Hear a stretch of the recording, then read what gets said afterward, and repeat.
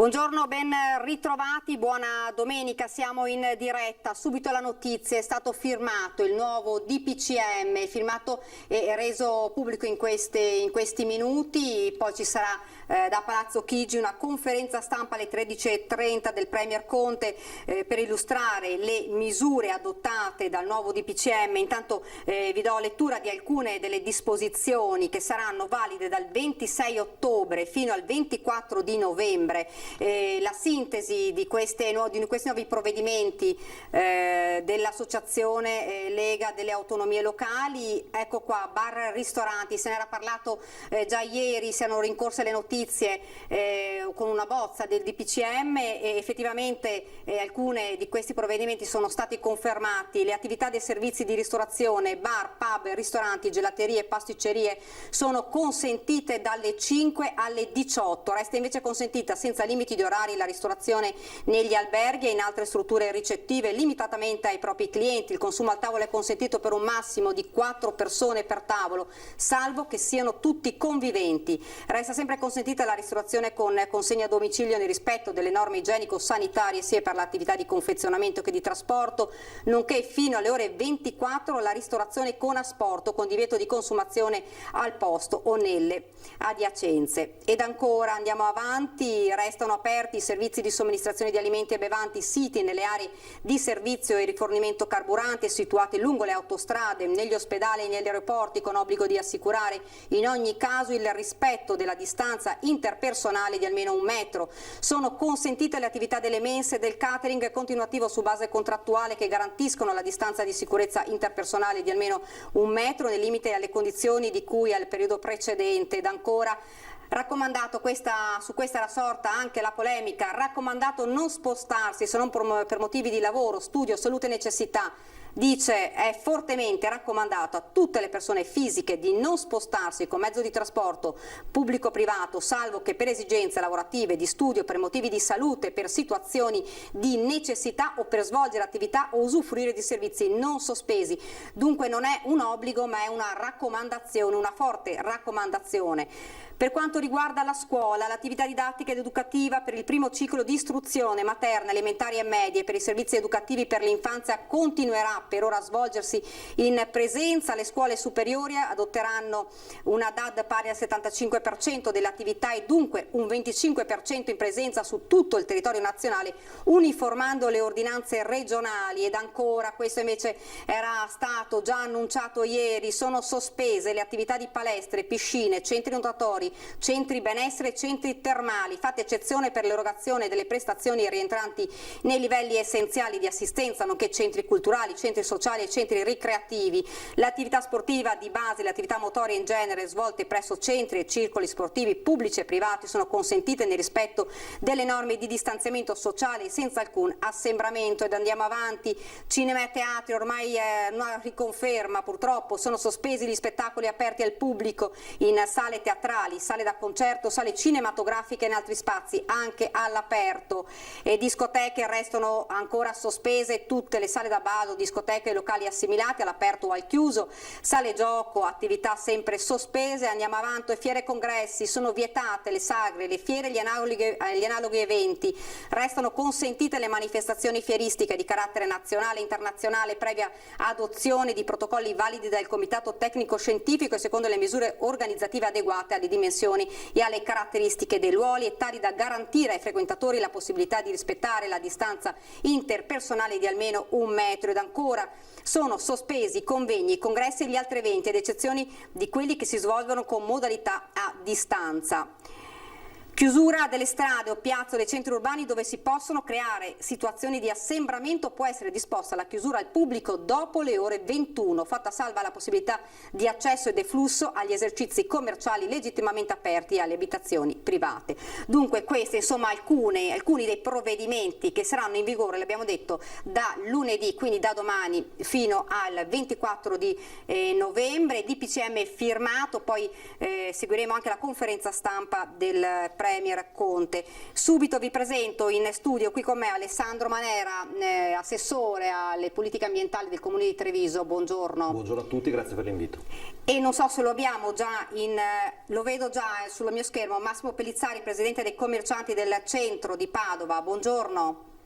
Buongiorno a voi, buongiorno a tutti. Dunque, prima domanda, Presidente, nuove disposizioni, nuovi provvedimenti, insomma già i commercianti sono terrorizzati, esercenti, ristoratori, molti dicono con questo noi veramente chiudiamo. Questo di fatto è un nuovo lockdown, perché è inutile girarci tanto intorno, le disposizioni parlano chiaro.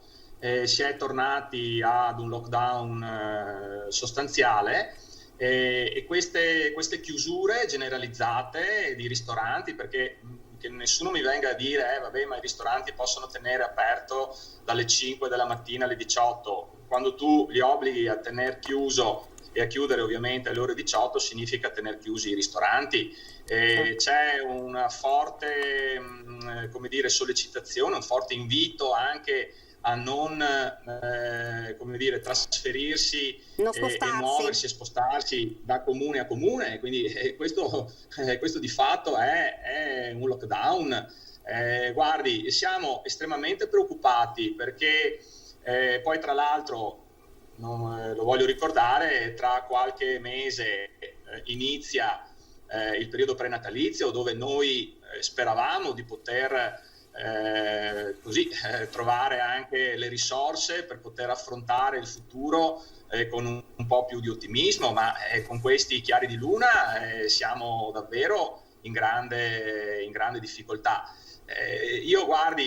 Noi ci speravamo davvero che il governo potesse adottare sicuramente delle misure ragionevoli, razionali, perché nessuno sta negando l'esistenza del Covid, però noi siamo in una situazione esplosiva. Dopo 3 mesi di chiusura, dopo una timida ripresa, noi siamo in difficoltà perché la liquidità è terminata. Non abbiamo avuto la possibilità, di avere dei sostegni da parte del governo, perché di fatto non è arrivato nulla, e io mi auguro che a fianco a questo DPCM ci sia anche tutta una serie di aiuti e di sostegni a favore dell'economia, delle imprese, delle partite IVA. Il rischio è che non riaprano più, perché non c'è più spazio, cioè il tempo è finito e purtroppo chi ci sta governando probabilmente non se ne rende conto. Ecco, Presidente, qualcuno dice è stato fatto questo DPCM per cercare di salvare il Natale, secondo lei è così? No, si vuole affossare il Natale, perché guardi, noi che ovviamente non siamo nati ieri, capiamo benissimo che queste disposizioni, anche se poi di fatto c'è l'indicazione della data del 24 di novembre, ma si sa, siamo a differenza di marzo, noi abbiamo un inverno da affrontare, e quindi se, come ci dicono i virologi, questo virus è un virus stagionale, noi sappiamo benissimo che finché non ci sarà, non arriveremo alla primavera prossima, all'estate prossima, ci sarà un problema di contagi. Ma il tema è: dobbiamo convivere con questo virus, e la cosa assolutamente inaccettabile è che si sono chiuse delle attività, quali per esempio le palestre, dove in Italia non sono registrati focolai di virus all'interno delle palestre, delle piscine,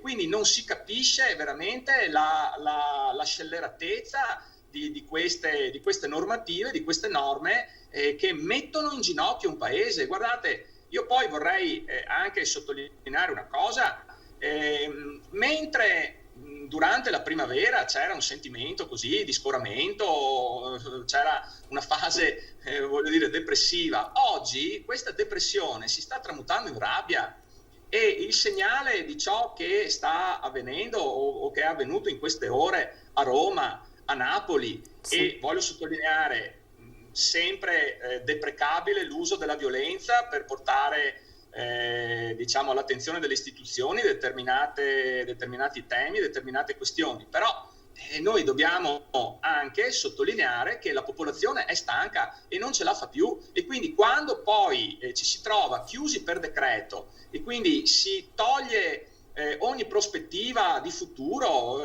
cioè dietro ad un'impresa, dietro diciamo ad un'attività commerciale imprenditoriale ci sono delle famiglie, ci sono dei figli da mantenere. Quando certo. Non si dà più a questi soggetti come dire, la proiezione di un futuro roseo, non c'è più niente da perdere. Quando la gente non ha più niente da perdere, inizia a riversarsi nelle strade, nelle piazze, a manifestare anche con toni sicuramente molto più duri rispetto a ciò che è avvenuto finora.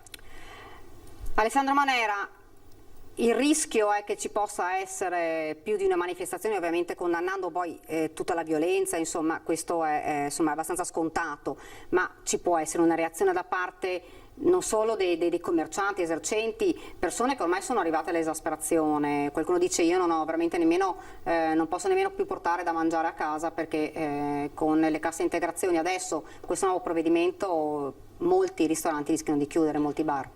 Sì, beh, io farei anche un passo indietro, perché nella gestione di questi DPCM è una cosa incredibile, secondo me, che ieri in tutta Italia girasse un documento che anticipasse queste cose. Per me è incredibile. Guardate, io non voglio fare il formale, ma cioè, sono documenti che riservati, non si può, e non è la prima volta che succede, 24 ore prima lanciare in tutta Italia per fare una specie di sondaggio virtuale, perché probabilmente piace tanto al Movimento 5 Stelle questo, per capire dove toccarlo, dove ritoccarlo. Sono documenti che vanno tenuti riservati. Certo. Io sono amministratore di un comune, non ho mai visto una delibera di giunta che magari abbiamo in mano una settimana prima a girare per i giornali o per i WhatsApp, ma cioè, una cosa, guardate che è una cosa incredibile. Questo è l'emblema della irresponsabilità di questa gestione. Perché dopo che il coronavirus ci sia, lo sappiamo tutti, che sia un fatto molto grave, lo sappiamo tutti, ma se questa è la gestione, questa sera verrà fuori il nostro Presidente del Consiglio, un altro show, dicendo alle attività cosa devono fare il giorno dopo. Ma scusate, non hanno un comitato di 500 esperti strapagati che lavorano? Avranno fatto le valutazioni che a seconda dell'incremento del rischio del virus ci saranno da adottare conseguenzialmente delle prescrizioni? O arriviamo la sera prima? Guardate che questo non è uno scherzo, cioè non esiste una cosa del genere. E glielo si viene a dire prima, anticipando, per fargliela digerire 2 giorni prima, perché poi io mi domando, si è fatto tutta un'attività, giusta o sbagliata, non lo so come è stata fatta, perché insomma a marzo ce lo ricordiamo, quello che diceva l'INAIL, che poi andava in contrasto, che poi non si capiva la sera prima, cioè scusate, ma abbiamo spinto ristoranti, attività, palestre a fare tutte delle variazioni al loro interno per essere, fra virgolette, covid free, di limitare quello che è l'esposizione. E adesso gli diciamo però va bene, chiudete alle 18, che vuol dire fargli un danno enorme. Poi anche nella terminologia servizi non essenziali, non saranno essenziali per il Presidente del Consiglio, ma per chi porta a casa il pane. Guardate che il ristorante, la propria attività, magari di più generazioni, o magari fatto l'investimento l'anno scorso, è molto essenziale. Quindi anche questa terminologia a me non va mica neanche più tanto bene. Sono tutti essenziali, sono tutti essenziali. C'è il rischio che ci possa essere insomma una reazione. Finora, insomma, l'ho detto anche il Presidente prima, finora hanno cercato di tener duro, nonostante insomma, la situazione la sappiamo tutti, però adesso qualcuno dice il vaso è colmo, si rischia veramente di andare oltre, la gente è stanca, insomma attività che già adesso sono a rischio. Con questo DPCM, la chiusura alle 18 porti via una fetta ovviamente di lavoro, di attività, di clientela, per cui molti dicono a questo punto a noi conviene chiudere perché i costi sono maggiori di quello che noi poi invece riusciamo a... Che nel bilancio e nell'economia di un'attività questo sarà un grande problema, e che forse molti non riusciranno a superare. Treviso peraltro ha fatto i Treviso Fund proprio per andare incontro a quello che, ma sono sempre dei prestiti a queste attività, non sono a fondo perduto, quindi noi siamo andati incontro con quello che poteva fare un comune. È chiaro che a parte è deprecabile l'utilizzo della violenza, perché è comunque una cosa deprecabile e io sono sicuro che i trevisani e i veneti non arriveranno a questo, però capisco molto l'esasperazione, perché l'esasperazione di tutti, ma ripeto, nasce anche da una gestione scellerata di quello che è la comunicazione, ma di quelle che sono le scelte. Cioè non si può mediare, cioè questi 500 esperti, adesso qualcuno ci può voler dire a cosa fanno corrispondere le loro scelte. Cioè io non riusciamo più a capirlo, perché capisco nella prima fase del virus dove, signori, se qualcuno aveva un'idea di cos'era una pandemia in un paese, soprattutto in Italia, non lo potevamo sapere, quindi si capiva anche che potevano essere fatte delle scelte presi dalla situazione, ma in 6 mesi che tipo di protocolli hanno messo giù? Perché qui non si capisce veramente, e quindi io capisco anche gli esercenti che si sentiranno stasera dare la lezione dal Presidente del Consiglio, che dirà: da domani, ve l'ho già detto in forma informale ieri tramite WhatsApp a praticamente tutto il mondo, ma da domani succederà questo. A un certo punto mi chiedo perché viene a fare la conferenza stampa, ci manda tutti un WhatsApp, un SMS, ce lo comunica. Cioè io guardate, certo, su sta cosa non è, sembra una cosa di una certa formalità, ma è molto importante, perché la fiducia che tu devi avere nelle istituzioni è anche legata a come l'istituzione si comporta con te, nella linearità di come ti comunicano il messaggio. Guardate, il governatore è sempre stato molto chiaro, né pessimista né ottimista, ha sempre detto: le cose sono così, dovremo fare questo, e se succederà questo faremo quest'altro. No. E per questo il governatore è considerato un esempio di come si gestisce e come si è gestito questo tipo di crisi. Fra l'altro siamo anche in attesa della nuova ordinanza che dovrebbe firmare anche il governatore Zaia. Ormai insomma attendiamo, aveva detto da alcuni giorni fa fino a lunedì, quindi probabilmente lunedì sarà firmata questa nuova ordinanza, quindi cercheremo anche di capire quali sono i provvedimenti scelti da Luca Zaia. Presidente, com'è il clima lì a Padova? Guardi, il clima, devo dire, è molto teso, cioè c'è una preoccupazione ormai enorme. Le attività hanno, come dire, svolto un lavoro egregio fino adesso, perché lo voglio ricordare, da maggio, quando abbiamo riaperto, sono state riconvertite le attività, perché ci siamo tutti premuniti di gel idroalcolici, di mascherine, abbiamo attuato in maniera rigida e rigorosa il distanziamento sociale, e quindi io credo che non ci sia la possibilità davvero di addebitare nulla agli esercenti, ai commercianti, ai ristoratori, ai titolari di palestre, ai titolari delle agenzie di viaggio con i quali in questi giorni, in queste ore soprattutto, ci stiamo interfacciando, perché qui ovviamente la situazione è davvero drammatica. Noi, lo voglio ricordare, venerdì abbiamo deciso, venerdì 30, di scendere in piazza. Sarà una manifestazione ovviamente pacifica, ci troveremo in via 8 febbraio di fronte a Palazzo Moroni, appunto a Padova, e manifesteremo così tutta la nostra contrarietà a queste disposizioni che sono davvero incomprensibili. Guardi, io volevo anche fornire un paio di dati, perché i numeri sono lì, i numeri non hanno colore, sono lì per diciamo illustrarci qual è la situazione. Oggi in Veneto ci sono circa 70 ricoverati in terapia intensiva, ok? Sì. A fronte di 1000 posti letto disponibili. Erano 480 posti disponibili, come dire, prima di questa nuova programmazione diciamo regionale, quindi noi non siamo mai andati in difficoltà, e il 72 posti su 1000 posti significa che in Veneto non sono occupati, cioè non è occupato nemmeno il 10% delle terapie intensive. Quindi non capiamo dove sta l'allarme. Tra l'altro c'è ci sono alcune regioni, Presidente, alcune regioni che sono ovviamente in difficoltà maggiore che il Veneto, questo è sicuro. L'aveva detto anche il Presidente Zaia, siamo in un rapporto da 1 a 9 rispetto al ricoveri, le terapie intensive, quindi dice fino a che rimaniamo in questo parametro insomma è sotto controllo. In realtà altre regioni invece si trovano in grande difficoltà.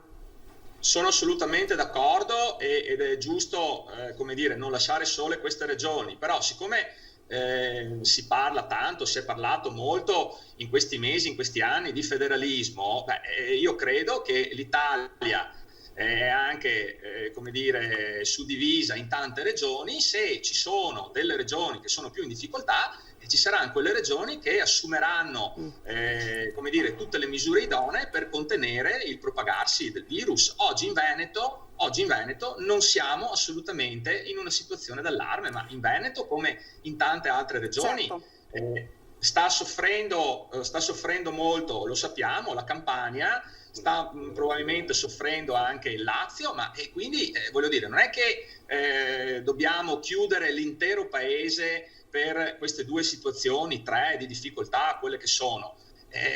Voglio dire, io sono assolutamente convinto che noi dovremmo porre un'attenzione veramente ai massimi livelli, non solo al propagarsi del virus, ma anche ai temi legati all'economia, perché altrimenti il sistema crolla. Il sistema crolla e scoppiano delle rivolte sociali, cioè la crisi sociale che si svilupperà a seguito di tutte queste restrizioni avrà effetti, secondo me, nefasti.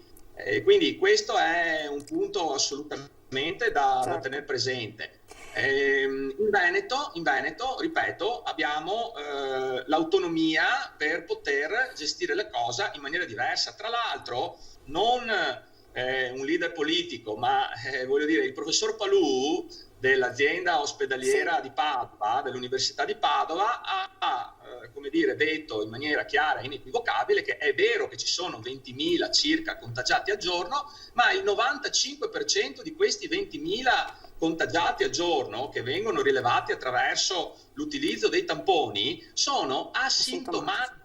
E la carica virale è talmente bassa che si mette addirittura in discussione il rischio che coloro possano infettare nuove persone. Quindi voglio dire, qui dobbiamo renderci conto che i numeri sono lì a testimoniare una situazione completamente diversa rispetto a quella che viene illustrata dal Presidente del Consiglio e dai suoi ministri. Ecco, poi noi daremo anche lettura del report di questa mattina, del report regionale. Prima Alessandro Manera, secondo lei doveva essere fatto un DPCM, cioè diverso da regione a regione, invece che un DPCM? Certo. Beh, in realtà quello che si è fatto all'inizio quando il Veneto, la Lombardia, peraltro non tutte le province erano in una situazione più grave all'inizio, vuol dire quest'inverno, alla fine di quest'inverno, si è deciso di avere restrizioni maggiori in certe parti del paese, zona rossa, ce la ricordiamo. Però è incredibile che il buon presidente e governatore della regione Campania adesso, quando mi ricordo che a marzo diceva chiudiamo la Campania, l'ingresso dei veneti, adesso non lo dice più molto con estrema simpatia. Ma quindi bisognava differenziare, e io leggo là un numero, 1099 giorni a quando abbiamo votato per l'autonomia, ecco, ricordiamocelo sempre perché questo ne è un esempio in cui noi dovremmo valutare. Ma ripeto, non entro nei termini scientifici perché ci sono dei comitati tecnici che lavorano e valutano i pro e i contro di ogni situazione. A me non piace neanche entrare nel valutare quello che dice un professore universitario rispetto a un altro, un medico rispetto a un altro, perché altrimenti diventiamo noi tecnici su materie molto particolari. Ci sono i comitati tecnici, decidono, il Veneto ha dimostrato di essere in grado di farlo con estrema consapevolezza di quello che è il rischio, ne siamo usciti anche velocemente grazie a una gestione regionale importante e lo dico sinceramente, il voto che abbiamo avuto dimostra anche quanto i veneti hanno capito l'importanza del governatore e della sua squadra in questa gestione, ma adesso non possiamo perché una parte del paese o alcune regioni tornano in delle condizioni particolari noi essere ancora dalla parte di quelli che devono subire di più, perché questo è veramente inaccettabile. Quindi valutiamo a livello regionale qual è la situazione. Io non sono neanche dell'idea di dire onestamente, dato che ci sono tanti posti liberi in terapia intensiva, andiamo avanti. No, limitiamo i rischi, facciamo tutto quello che dobbiamo fare con le prescrizioni, con le mascherine, con i gel, con le separazioni. Ripeto, quelli delle palestre, mi metto nei loro panni, hanno investito tanti soldi e sono stati controllati, spesso sono stati multati per mettersi in sicurezza per evitare la propagazione del virus. Adesso gli chiediamo di chiudere, ma che senso ha questa cosa? Questa è una cosa incredibile. È chiaro che poi ci adegueremo a questo, ma io faccio un altro esempio, vorrei farlo anche in maniera molto chiara.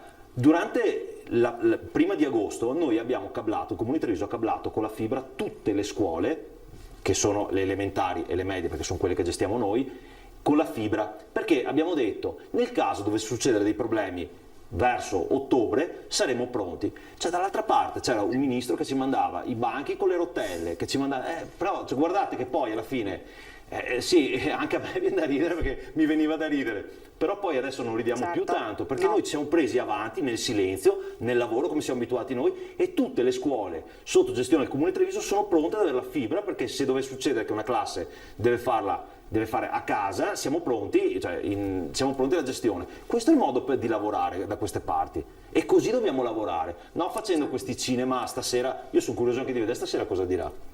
No, lo dirà alle 13:30, vi ricordo, a Palazzo Chigi. Lo seguiremo anche noi qua dalla nostra diretta, la conferenza stampa del Premier Conte per spiegare, illustrare questi provvedimenti. Prima di continuare volevo leggervi invece il report regionale di questa mattina. Intanto nelle ultime 24 ore sono 1468 i positivi, in 24 ore, e sono 12 i decessi. Questa mattina sono 974 i contagi positivi. La maglia nera spetta a Vicenza con 333 persone positive attualmente, quindi nel Veneto sono 44.333 le persone positive.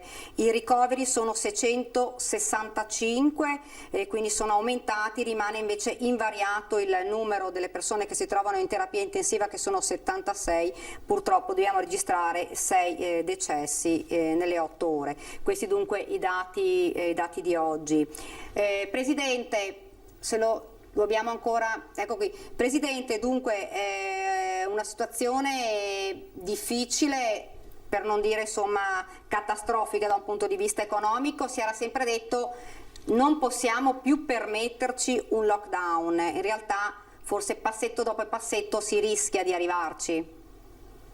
Sì, credo che il Presidente del Consiglio stia attuando proprio questa strategia, quella di indorare la pillola, quella di, come dire, adesso sentiremo quello che ci trasferirà, i concetti chiave, però noi sappiamo benissimo che si tratta, come ho citato poc'anzi, di un lockdown a tutti gli effetti, e guardi, sono curioso di capire se farà qualche accenno circa diciamo fondi di solidarietà, fondi per ristorare tutte queste attività che sono chiuse per decreto. Ecco, Presidente, mi risulta che dovrebbe essere firmato un decreto proprio sui fondi a fondo perduto, contributi a fondo perduto, proprio per le attività che vengono penalizzate in questo momento. Mi auguro che in questo documento non siano riportate le cifre che abbiamo letto a marzo, aprile e maggio, delle 600 euro che non servivano nemmeno a pagare le bollette dell'energia elettrica. Cioè, qui non dobbiamo più scherzare, qui ci sono ovviamente delle attività che rischiano davvero la chiusura, rischiano non solo di chiudere ma di non riaprire più. E di conseguenza abbiamo bisogno di fondi importanti, di fondi rilevanti, che non siano i contentini che abbiamo ricevuto, ripeto, dei 600 euro, che sono stati, guardi, mi conceda, sono stati ridicoli. Noi non abbiamo, cioè chi fa attività di impresa sa che i 600 euro sono delle bazzeccole rispetto ai bilanci e ai costi da sostenere.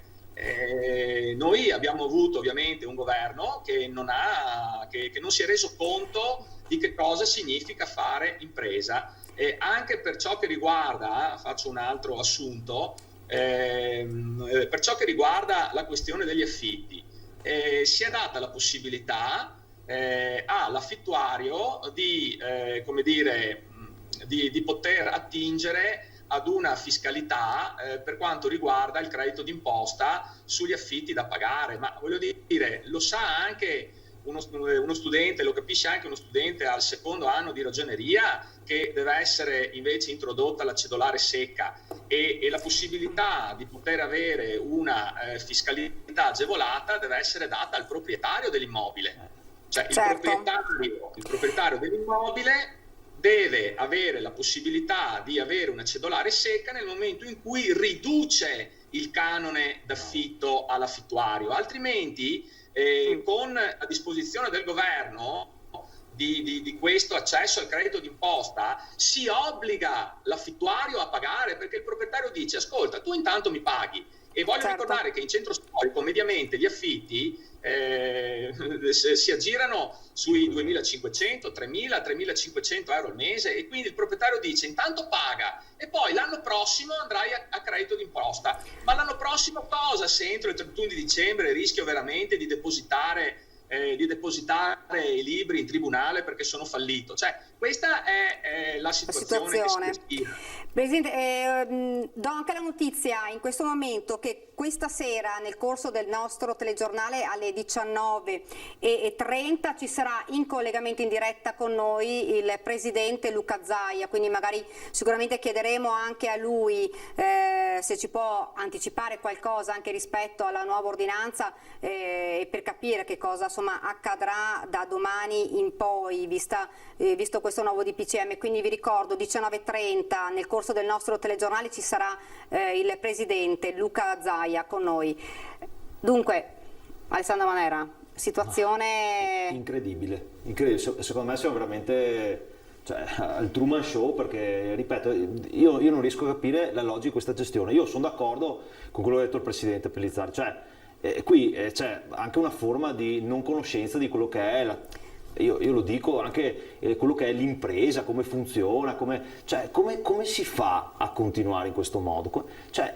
Anche sulle bollette, ma potevamo andare a toccare le accise di chi produce per andargliele a ridurre immediatamente in quel periodo? Perché è chiaro che devi pagare, ti staccano la bolletta, non è che puoi, sì, tu dilazioni, tu puoi spostare avanti, però a un certo punto arriva che devi pagare, e quindi adesso andranno a pagare quello che è stato dilazionato nei mesi precedenti, ma non chiudendogli le attività produttive come bar, ristoranti alle 18, la catena è corta. Qui bisogna dare soldi a fondo perduto alle attività che perdono incassi, ma non il prossimo anno, adesso, subito. Questa era l'iniziativa, però continuo a dire perché stanno chiudendo queste attività. Ecco, questo resta un fatto incredibile. Io veramente, a me dispiace, perché poi è chiaro che noi come amministratori locali, perché lo dice sempre il sindaco Mario Conte, dice non vanno a bussare alla porta di Palazzo Chigi, poi chiamano il sindaco, l'assessore, ti incontra per strada, dice fate qualcosa, reagite. Chiaro, noi dobbiamo andare a seguire la legge, e quindi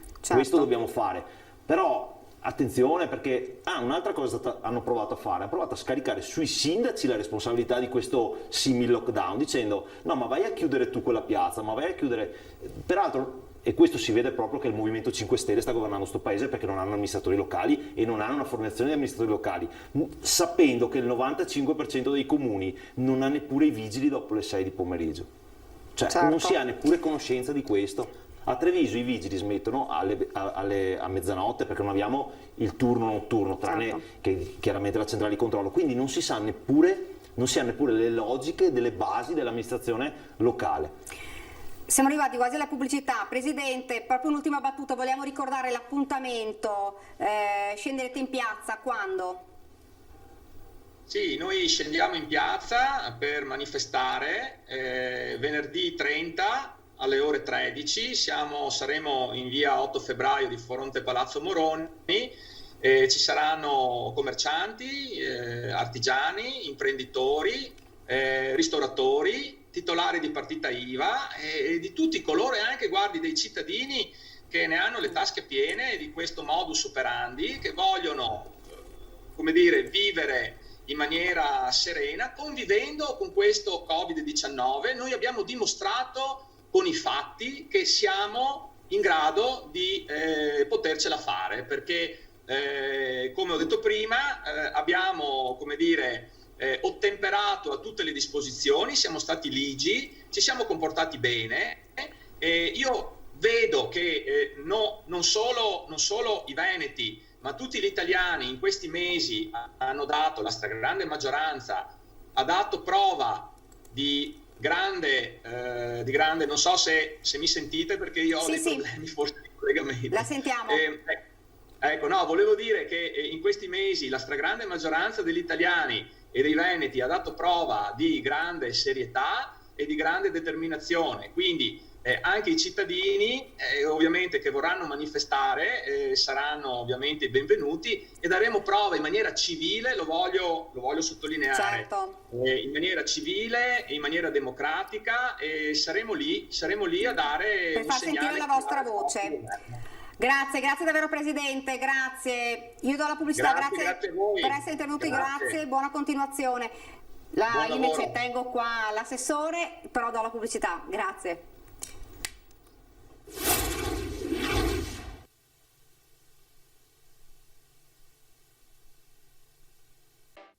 Rieccoci nuovamente in studio, siamo ancora in diretta. Oggi è stata anche una giornata particolare a Mestre perché c'è stato il Bomba Day, noi lo abbiamo seguito assieme al nostro Filippo Fois che si trova lì a Mestre sul posto. Filippo, buongiorno. Sì, buongiorno Daniela, buongiorno ai nostri telespettatori. Siamo in via Torino a Mestre, proprio qui alle mie spalle è il cantiere in cui è stata rinvenuta la bomba che adesso ha preso la via del mare, perché le operazioni di rimozione si sono esaurite attorno alle 11 e mezza di questa mattina. La bomba è passata dall'esercito alla Marina Militare che la sta portando nel mare Adriatico dove verrà fatta brillare. È stata una lunga giornata cominciata alle 6 di mattina con lo sfollamento delle persone che abitano in un'area di 468 metri dal punto del ritrovamento. Si è conclusa poi con la visita del prefetto di Venezia Vittorio Zappalorto qui al cantiere in cui era stata ritrovata la bomba. Io partirei proprio dalle parole di Zappalorto perché bomba a parte si è parlato anche di lockdown.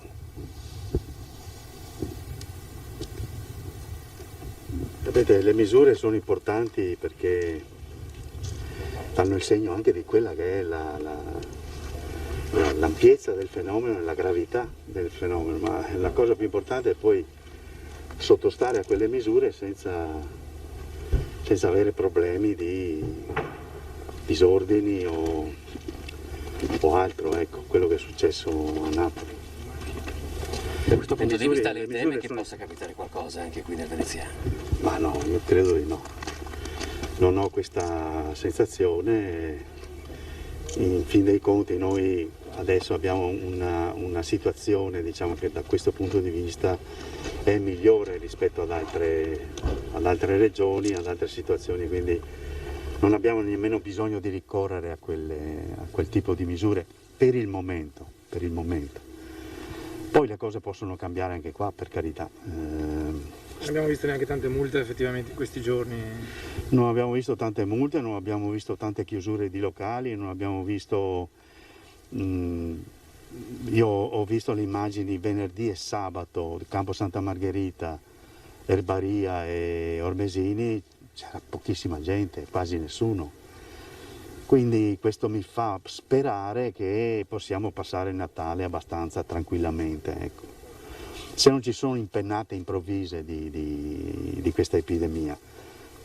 Spero e credo di no, insomma, ecco. Possiamo dire che non ci sono le avvisaglie, insomma, per un nuovo lockdown? No, io non lo vedo così prossimo, così vicino come viene un po' propagandato a livello nazionale. Qui per il Veneto non lo vedo. Dice per il Veneto non lo vedo, quindi saranno dei provvedimenti che riguarderanno le singole regioni.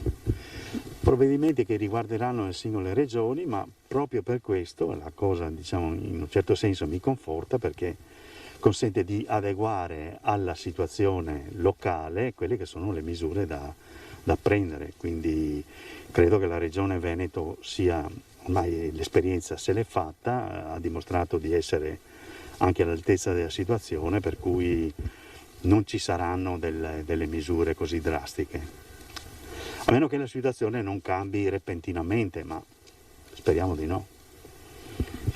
Faccio anche una domanda su questo secondo Bomba Day in un anno. Le operazioni sono andate molto bene, sono concluse anche in anticipo sui tempi.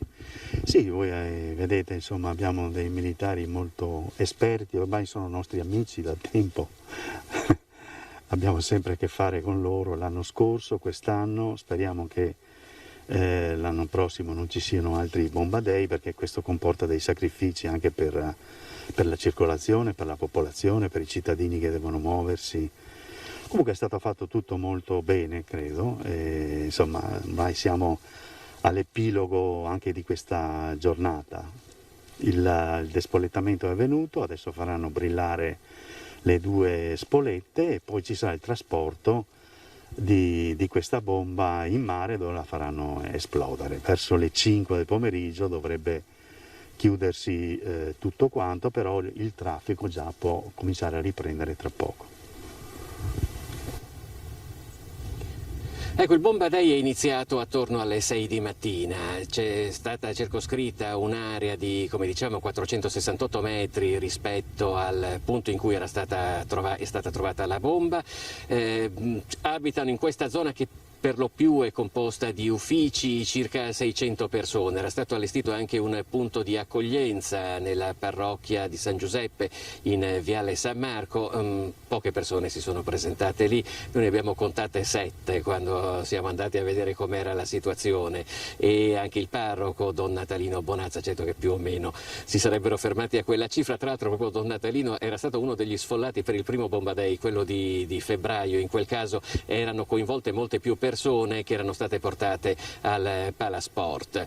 C'è un motivo per cui questa volta sono state coinvolte meno persone, non solo per il fatto che quest'area, come detto, è composta soprattutto da uffici e dall'Università di Ca' Foscari, che è qua alle mie spalle, dal campus universitario, ma anche perché è stata adottata una nuova tecnica dal nostro esercito. Noi ce lo siamo fatti spiegare dal colonnello Gianluca Dello Monaco, che è comandante dell'8° Reggimento Guastatori. Che bomba era quella che avete appena rimosso? È una bomba da 500 libre statunitense del secondo conflitto mondiale, è esattamente identica a quella che è stata rimossa e bonificata nella precedente occasione di quest'anno, quindi nel mese di febbraio. Che potenza distruttrice ha questa bomba? Allora guardi, laddove l'ordigno dovesse esplodere su un campo aperto, sul terreno normalmente, tenga presente che produrrebbe un cratere di 9 metri di raggio. Senta, rispetto a gennaio, anzi alla bomba che era stata, diciamo, l'area è stata più circoscritta, quella di sfollamento, per quale motivo? Allora, la ragione è stata la possibilità di poter ricorrere ad una struttura, che è quella che vede alle sue spalle, che è stata progettata appositamente da personale del Centro di Eccellenza Cantore D di Roma e che è stata validata per ridurre, nel caso di queste condizioni che abbiamo trovato su questo sito, il raggio di sgombero a circa 450 metri. È la prima volta che viene utilizzata in Italia, perlomeno? È la prima volta che viene utilizzata dal punto di vista operativo. Finora era stata utilizzata soltanto ed esclusivamente per la sperimentazione e per le prove tecniche del caso. Adesso cosa succede? Adesso, una volta completato il caricamento su questo ordigno, si muoverà il convoglio terrestre che porterà lo stesso fino al sito di messa in acqua. Lì i miei uomini posizioneranno l'ordigno in acqua e lo consegneranno di fatto ai colleghi della Marina Militare per la successiva fase navale. Le chiedo una cosa così, per la sua opinione, è pensabile che ci siano altre bombe gemelle in giro qui? Temo di sì, non fosse altro per il fatto di aver rinvenuto una bomba esattamente identica qui nei paraggi, a circa 1200 metri da questo sito, e anche per la tipologia di deformazioni che avevano entrambi gli ordigni. Verosimilmente l'aereo o gli aerei che le hanno trasportate volavano ad una quota troppo bassa e avranno avuto dei problemi durante la fase di sgancio. Ecco, avete sentito probabilmente quel giorno, quella sera, gli aerei americani sono arrivati all'incirca dalla mia sinistra, dove si trova la laguna di Venezia, hanno cominciato il bombardamento all'altezza di Porto Marghera, dove è stata ritrovata la bomba a febbraio, e hanno continuato a sganciare bombe a grappolo lungo tutta questa direttrice fino alla ferrovia che si trova dietro questo palazzo grigio. 2 bombe, forse anche qualcuna in più, non sono esplose, sono quelle che sono state ritrovate quest'anno nel 2020. Come detto, qua oramai non c'è più nessuno, abbiamo visto allontanarsi anche i camion dell'esercito. L'ultimo atto del Bomba Day sarà in mare, la bomba dopo 80 anni qui in via Torino si sta dirigendo appunto al luogo in cui verrà fatta brillare. Noi ci siamo fatti spiegare come avverrà questa operazione dal capitano di fregata Giovanni Modugno. E adesso cosa succede alla bomba? Adesso ci sarà di fatto l'handover, il passaggio di consegna dell'ordigno tra i colleghi artificieri dell'esercito e i palombari artificieri della Marina Militare distaccati presso il nucleo SDA di Ancona. Dove verrà fatta brillare? L'ordigno sarà fatto brillare, quindi neutralizzato al largo di Venezia in un punto di sicurezza individuato dall'autorità portuale. Qual è il momento più difficile nelle operazioni che vi apprestate a fare? Allora, ci sono 2 momenti più particolari. Il primo è stato quello del despolettamento effettuato a terra. Il secondo momento molto particolare da un punto di vista esplosivistico è quando faremo il controcaricamento, perché lo faremo in una condizione di immersione. Quindi i nostri palombari della Marina faranno il collegamento del circuito di fuoco in acqua. Ci sarà un controllo di sicurezza, normalmente utilizziamo sistemi di tipo elettrico in acqua salata, e dopo che c'è questo controllo poi diamo l'ok per effettuare il brillamento e quindi si conclude la fase finale della neutralizzazione della bomba. Quindi, se ho capito bene, spiegandolo proprio in soldoni, i 2 sommozzatori posizioneranno delle cariche di esplosivo, poi si allontaneranno e tramite un telecomando, un radiocomando verrà attivata la carica. Esatto, l'attivazione viene fatta a distanza appunto per preservare comunque l'incolumità dei palombari della Marina, però la fase di innesco ovviamente deve essere fatta, purtroppo non può essere fatta a distanza, deve essere fatta a mano dagli operatori in immersione. Le chiedo un'ultima cosa, la potenza dell'esplosione e poi come sarà in mare? Allora, la potenza viene calcolata poiché naturalmente abbiamo una situazione comunque di basso fondale in Alto Adriatico, quindi faremo comunque detonare la bomba ad una quota di circa 10 metri, quindi sono stati fatti dei calcoli appunto per mitigare al massimo l'impatto nei confronti della fauna e della flora. Grazie. Grazie. Non solo l'esercito, ma decine di agenti della Polizia di Stato, della Polizia locale, decine di carabinieri, decine di volontari della Protezione Civile hanno collaborato allo svolgimento di questo Bomba Day, che come detto è andato completamente liscio, si è chiuso addirittura in anticipo rispetto a quelli che erano i tempi previsti. Per il Comune di Venezia era presente il vice sindaco Andrea Tomello, che è anche la delega di assessore alla Protezione Civile. Io direi che con questo, Daniela, da Mestre, se non hai domande è tutto. Grazie, grazie davvero Filippo, grazie e buon lavoro. Dunque noi torniamo ora a parlare invece del DPCM e lo facciamo anche insieme a Federico Capraro, presidente dell'Ascom Confcommercio di Treviso, che lo vedo già, eccolo qui sullo schermo. Buongiorno. Buongiorno Daniela e buongiorno Assessore Manera, buongiorno a tutti voi. Buongiorno. Dunque Presidente, una situazione che sta creando non poca preoccupazione, per non dire insomma di caos fra i commercianti, fra gli esercenti. Sì, assolutamente grande preoccupazione perché se possiamo parlare di una mini ripresa che nel mese di settembre ci aveva visto in qualche modo convinti di intraprendere un certo tipo di percorso, beh, questa è sicuramente già finita. Oggi le misure che non condividiamo nella logica e anche nella determinazione per alcuni aspetti condizionano pesantemente alcuni settori, ma a mio modesto avviso condizionano molto di più tutta una serie di comportamenti che avranno una grave incidenza nel lungo periodo.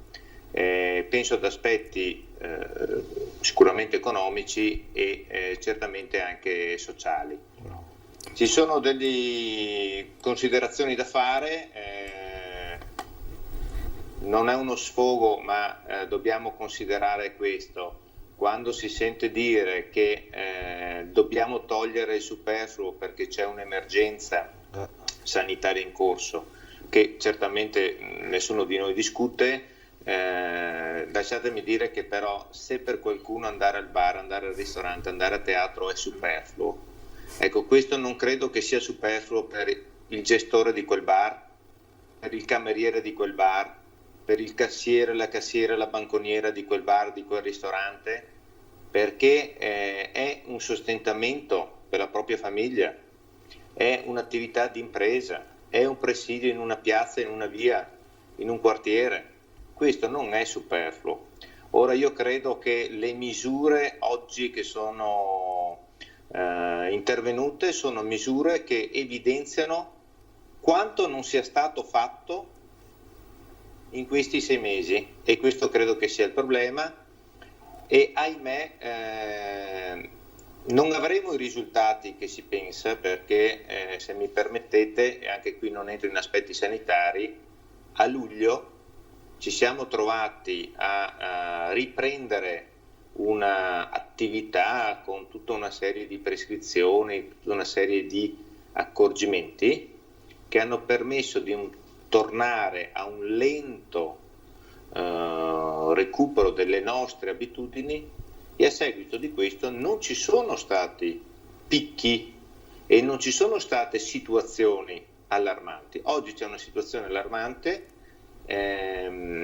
chiudo, allarmante anche perché così viene comunicata, e allarmante perché nel frattempo non è stato fatto quello che si sarebbe dovuto fare. Provo a spiegarmi.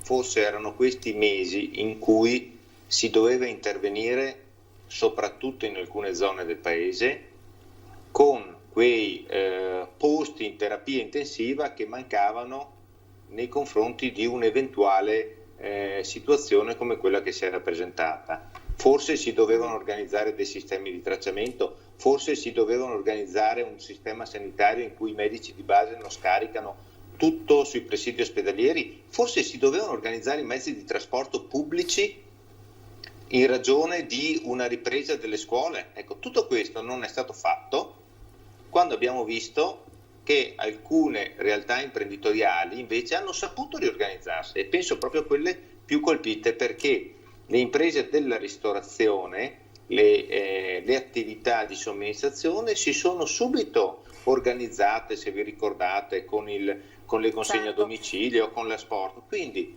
il tempo serve per riorganizzare al fine di trovare delle soluzioni che permettono di convivere con questa situazione, perché non si può chiudere. Presidente, dati alla mano, in provincia di Treviso quanti sono a rischio in questo momento? Ma noi abbiamo dei dati nazionali che fanno riferimento a 50.000 imprese sul territorio nazionale a rischio.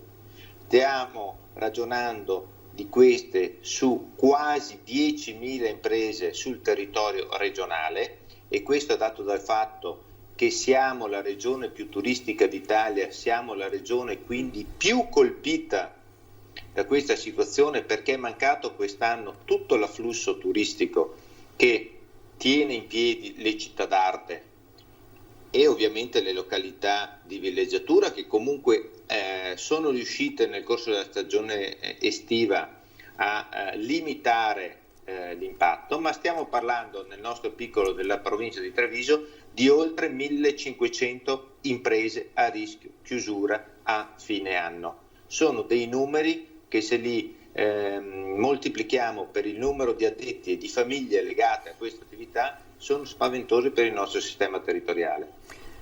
Alessandro Manera, preoccupano questi, cioè sono terribili questi numeri? Sì, preoccupano molto, saluto il Presidente Capraro, con cui abbiamo lavorato molto come amministrazione di Treviso in questo periodo, perché noi volevamo farci trovare pronti, ci siamo fatti trovare pronti nei limiti quelli che può fare un comune. Quello cosa è stato? Dare i plateatici gratuiti, rendere velocissima la possibilità di mettere nuovi plateatici, per dare ossigeno a queste attività, per recuperare almeno parzialmente, ma ho visto che molti hanno lavorato anche molto bene in questo periodo, gran parte di quello che potevano aver perso nel periodo di lockdown.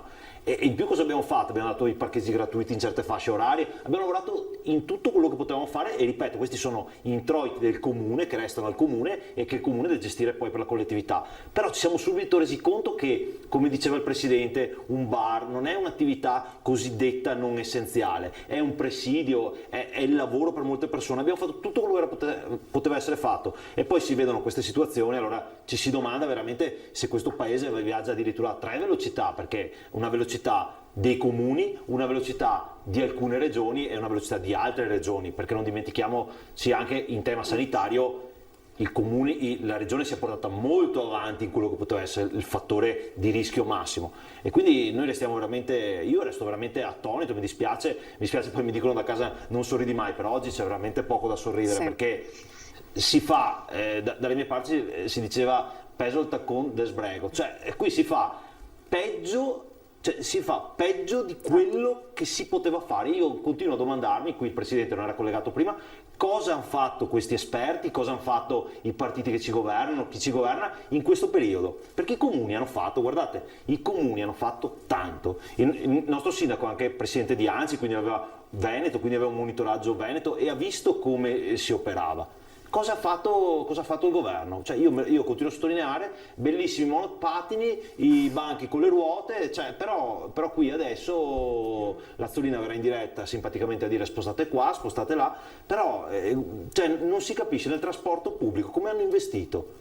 C'è la possibilità di investire, si fanno delle leggi particolari per una situazione particolare e si investe fortemente sul trasporto pubblico. Noi le abbiamo trovate le soluzioni, ma quando dall'alto ti calano certe cose fai più danno di lasciare la gestione a chi sa come fare. Purtroppo questa è una situazione pazzesca, quindi io non so cosa potrà succedere, lo dico veramente. Io faccio veramente un abbraccio sincero a tutti gli esercenti, i commercianti, tutti quelli che verranno toccati da questa situazione, perché poi a un certo punto, come diceva giustamente, è anche una questione di immagine. Se io dico dalle 6 di pomeriggio non andare più là, vuol dire che quello è un posto a rischio. E quindi nella mente della persona non è che alle 12 non è un posto a rischio, non è che alle 13 non è un posto a rischio, tu stai condannando, stai rendendo untori delle attività che per primi si sono messi in regola. Quindi, ecco, parlavamo anche con il presidente anche dei commercianti del centro di Padova, parlavamo anche dei rimborsi, un decreto che dovrebbe essere firmato dopo questo DPCM, si parla di aiuti a fondo perduto che dovrebbero ammontare a circa 2 miliardi, mentre i possibili beneficiari dovrebbero essere 230.000 se verrà messo un limite alle partite IVA fino a 5 milioni di fatturato. Che cosa pensa, Presidente, di questo? Beh, come sempre, e anche qui il tempo per trovare queste soluzioni credo che non mancasse in questi mesi, come sempre si interviene e non si accompagnano queste misure a dei sostegni chiari e concreti, sostegni che devono essere reali e anche in tempo reale, perché la cassa integrazione che arriva dopo 2 mesi ad un lavoratore che ha i figli da mandare a scuola e un affitto da pagare, non è un sostegno, è un dramma, è un problema, per cui certamente c'è la necessità di portare avanti gli interventi sugli ammortizzatori sociali, quindi sulla cassa integrazione, la FIS, sicuramente le moratorie, sicuramente il credito d'imposta, ma serve un intervento a fondo perduto a sostegno di queste attività che sia consistente, che non può essere ciò che abbiamo visto nel mese di aprile, quando a fronte di 3 mesi di chiusura è stato riconosciuto alle imprese con le caratteristiche che lei diceva, Daniela, il 15% della riduzione di fatturato del mese di aprile rispetto al mese di aprile dell'anno precedente dopo 3 mesi di chiusura. Ecco, non credo che le nostre attività in questo momto possano trovare in questi interventi la sussistenza per poter traguardare questa difficile situazione. C'è bisogno di ben altro. Senta, se con questo nuovo DPCM può salire la tensione?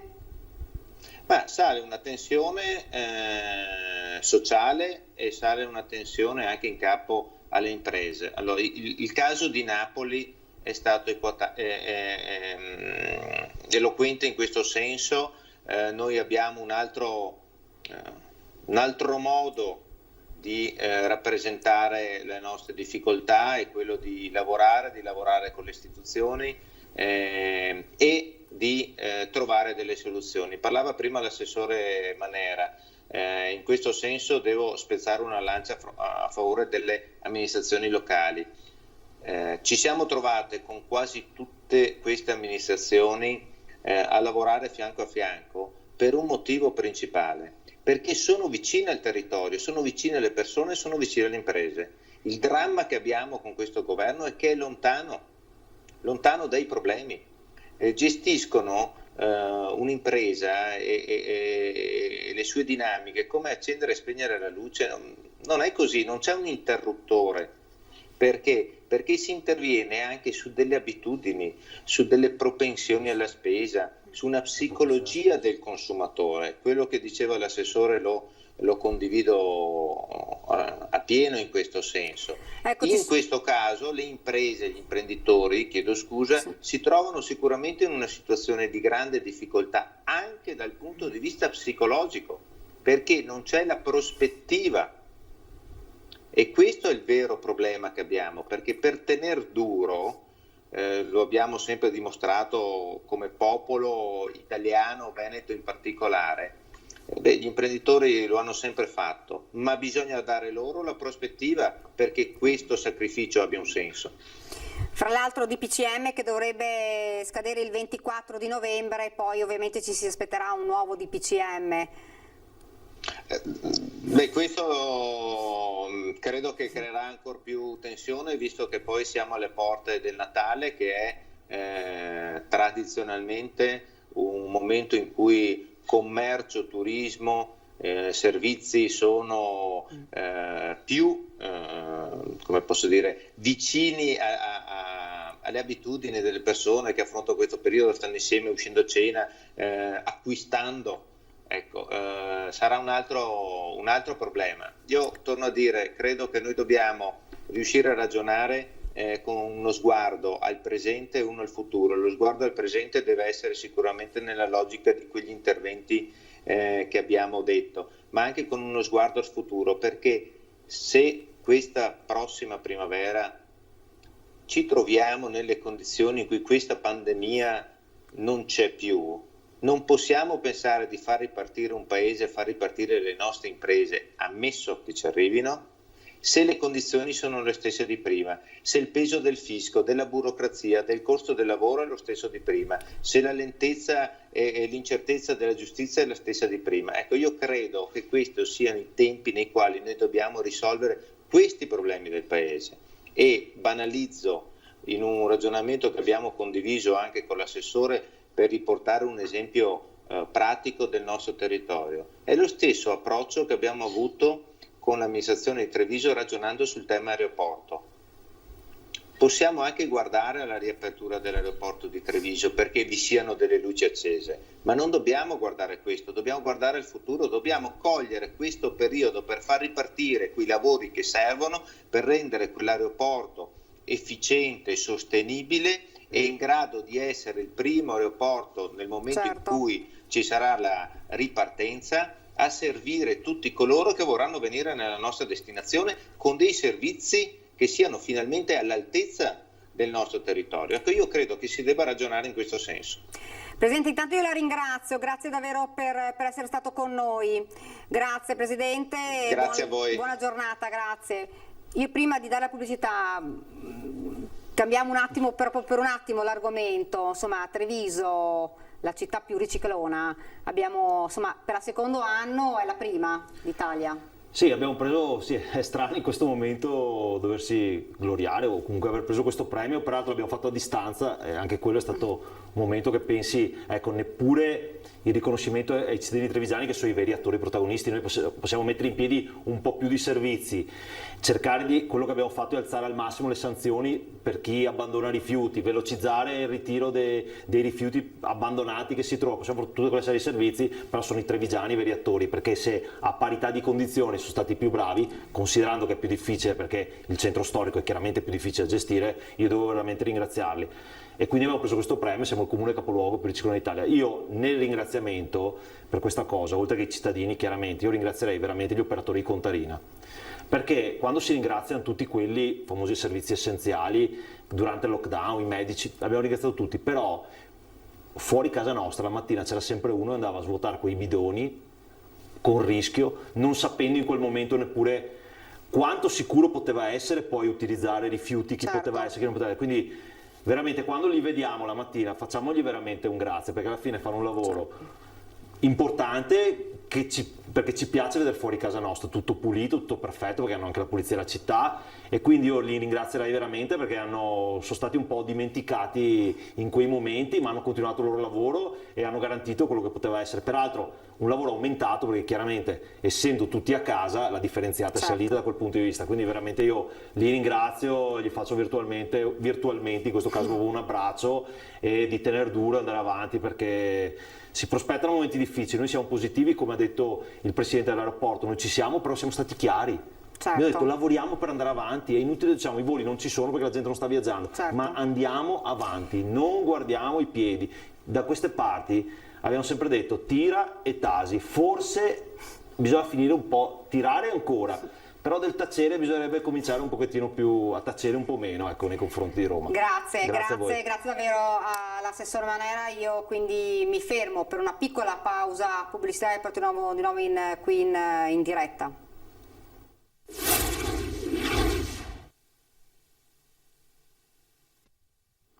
Rieccoci nuovamente in diretta, stiamo parlando insomma del nuovo DPCM firmato dal Premier Conte. Alle 13:30 ci sarà la conferenza stampa da Palazzo Chigi per illustrare quali sono i provvedimenti. Vi abbiamo letto alcuni dei provvedimenti di questo nuovo DPCM che durerà fino al 24 di novembre. E vi ricordo invece che questa sera alle 19:30 in diretta con noi nel corso del telegiornale il nostro governatore Luca Zaia per parlare anche di questo DPCM e probabilmente insomma dell'ordinanza che dovrebbe firmare nelle prossime ore il governatore. Quindi Luca Zaia 19:30. Ed ora siamo subito in collegamento, lo vedo nello schermo, con Rossano Nicoletto, presidente di ACSI Veneto. Buongiorno. Buongiorno a voi, buongiorno a tutti. Dunque, insomma, notizia che è rimbalzata già ieri. Gli ascoltatori. Ecco, notizia che è già rimbalzata ieri, forse è andato via il collegamento. Scusate, no? Perché arrivano delle telefonate ovviamente, quindi ecco. Dica pure. Dunque, notizia che è rimbalzata già ieri, palestre, piscine chiuse. Nonostante tutto quello che avevano fatto è arrivata la chiusura. Allora, innanzitutto faccio i complimenti a Capraro, al presidente Capraro e a Manera, perché mi hanno già shippato 3/4 del mio intervento, ma sono stati bravissimi e quindi veramente complimenti. Tornando al ragionamento delle palestre, a me piacerebbe fare un parallelo, visto che proprio loro hanno parlato dei mezzi pubblici. Allora, lo Stato, il governo, poteva fare due cose in questi 8 mesi, perché ricordiamoci che dal primo DPCM del 23 di febbraio sono passati esattamente 8 mesi e 2 giorni.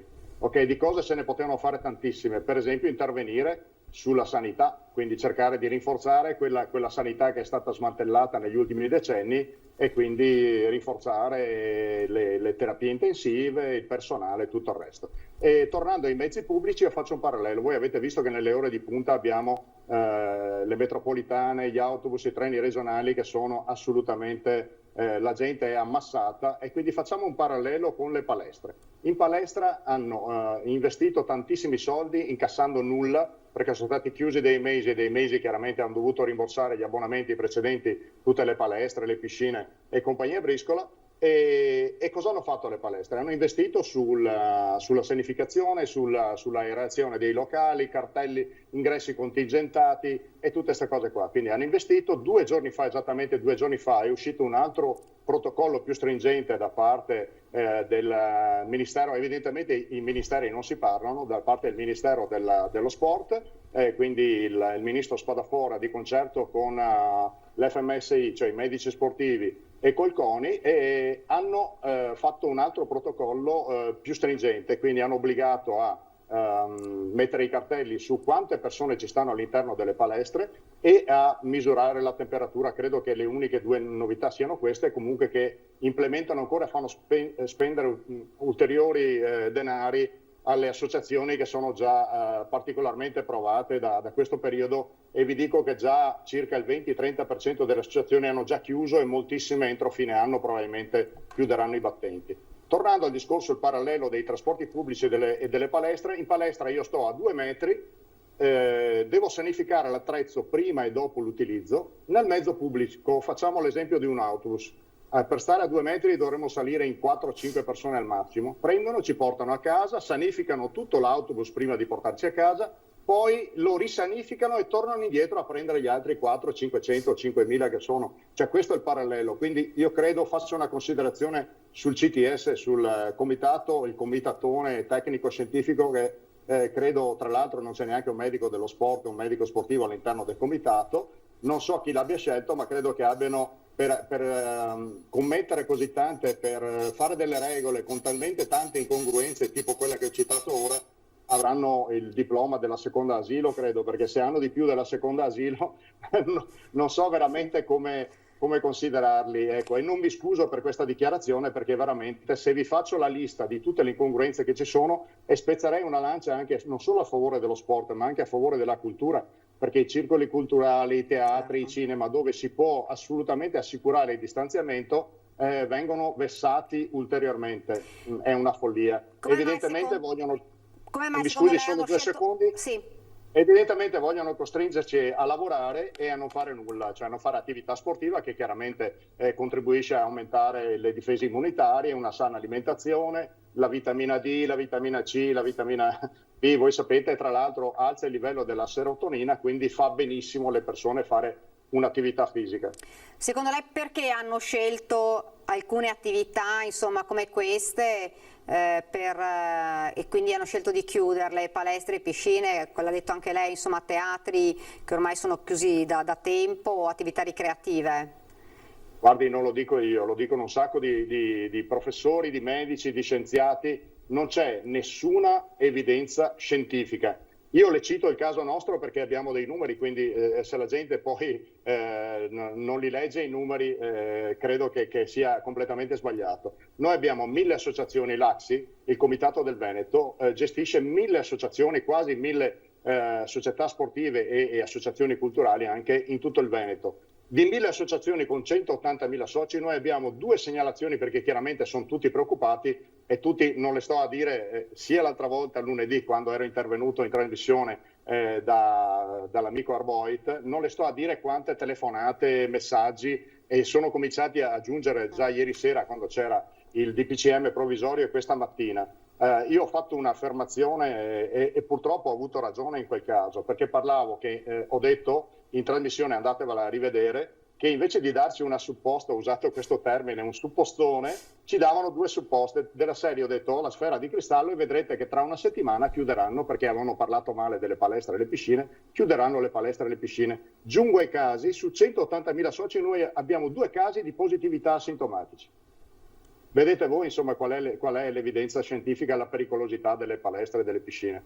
Lei prima parlava, insomma, di molte attività che purtroppo, molte associazioni che purtroppo chiuderanno, e molte che magari forse erano in attesa e non riapriranno. Allora, le dico una cosa, in realtà da questo DPCM si evince che chi seguirà il protocollo, quindi la SD e le SSD, quindi le associazioni sportive dilettantistiche, quelle che sono affiliate agli enti di promozione sportiva come l'AXI, potranno continuare l'attività. Il problema non è questo, è che se sono 8 mesi che fanno terrorismo mediatico, è evidente che poi la gente non ci va. Le faccio l'esempio del campionato di calcio che abbiamo dovuto sospendere, nonostante noi potessimo continuare a giocare, perché gli sport di valenza regionale e nazionale che sono fatti sotto l'egida di un ente di promozione sportiva come l'AXI si possono ancora fare. Sapete cosa è successo? Su 80 squadre si sono ritrovati con 20 squadre, semplicemente perché la gente era terrorizzata e non andava più a giocare a calcetto. Quindi hanno dovuto chiudere ugualmente, pur potendo teoricamente continuare l'attività. Questo sta succedendo anche con le palestre, quindi le faccio un esempio, io ho visto, perché basta informarsi, basta vedere quello che succede negli altri paesi europei, nessun quotidiano di spessore, i media europei non hanno le prime pagine con Covid, così come i telegiornali e tutto il resto, parlano di un sacco di notizie e poi ovviamente parlano anche del Covid. Ma le faccio un esempio, si dice continuamente che la Svezia, le cito perché io sono curioso, ovviamente mi piace informarmi, parlano malissimo della Svezia e della Germania. Allora la Svezia non ha fatto nessun lockdown e ha neanche 6.000 morti su 10 milioni di abitanti. Se lei moltiplica 6 per 6 è facilissimo, magari quelli del CTS non lo sanno fare il conto, ma 6 per 6 fa 36.000 morti. L'Italia è arrivata a 37.000 morti, vale a dire che la Svezia ha meno morti dell'Italia, non chiudendo mai e facendo l'unica cosa che andava fatta, proteggendo col welfare le fasce più deboli, quindi andando a fare le spese per gli anziani, consigliando agli anziani di non muoversi nelle ore di punta e facendo le cose che vanno fatte. Cito i numeri della Germania che ha 6 volte, parlavo prima di terapie intensive, quindi vede che sono un curioso anche se non faccio il medico o lo scienziato o il professore, non di questa materia almeno, la Germania ha avuto circa 6.000 morti, ha 6 volte le terapie intensive dell'Italia, 6.000 morti su 80 milioni di abitanti, quindi 20 milioni di abitanti più dell'Italia. Tra l'altro molti che fanno informazione parlano della Germania genericamente, ma la Germania ha i land, cioè ha le regioni, ogni regione può decidere per conto proprio e qualcuna non ha praticamente mai chiuso, quasi mai chiuso. Chi ha chiuso molto meno dell'Italia. 6.000 morti vuol dire un settimo, un ottavo dei morti dell'Italia, perché facciamo anche la proporzione degli abitanti. Quindi non so, questa comunicazione che ci arriva, non è il caso vostro ovviamente che fate un'informazione corretta e non è il caso del nostro governatore. Io sono apolitico e apartitico come presidente di un ente di promozione sportiva. Il governatore Zaia è sempre stato molto pacato nelle sue dichiarazioni, un po' come lo è il professor Palù, che come tanti altri professori è un virologo che ha un curriculum lungo 10 chilometri e non è certo insomma come Burioni o qualche altro che va a spacciarsi per virologo in TV quando invece è un allergologo, tanto per farne un esempio insomma. E il professor Palù, che tra l'altro è originario di Oderzo se non sbaglio, dice che è una sciocchezza quella di utilizzare le mascherine, come dice anche Bassetti tra l'altro, di utilizzare le mascherine all'aperto distanziati, perché semplicemente ci impedisce di respirare, insomma. Quindi grande attenzione, rispettare i protocolli, però insomma, a parte i protocolli, mi pare che noi come associazioni sportive li abbiamo rispettati e come, e le ripeto, tutte le associazioni sono in grandissima difficoltà e noi siamo in grandissima difficoltà perché ovviamente dobbiamo cercare di rassicurarli e di dare informazioni corrette dal 23 di febbraio. Ecco, lei ci diceva prima, insomma, non ho una sfera magica, ma in realtà avevo previsto questo nuovo provvedimento che va a penalizzare palestre e piscine. Fra l'altro lei lo ha detto prima, palestre e piscine che si erano insomma attrezzate per poter continuare in sicurezza, adesso si trovano insomma probabilmente aver speso anche delle somme per potersi adeguare ai nuovi standard e adesso si trovano a dover chiudere completamente i battenti.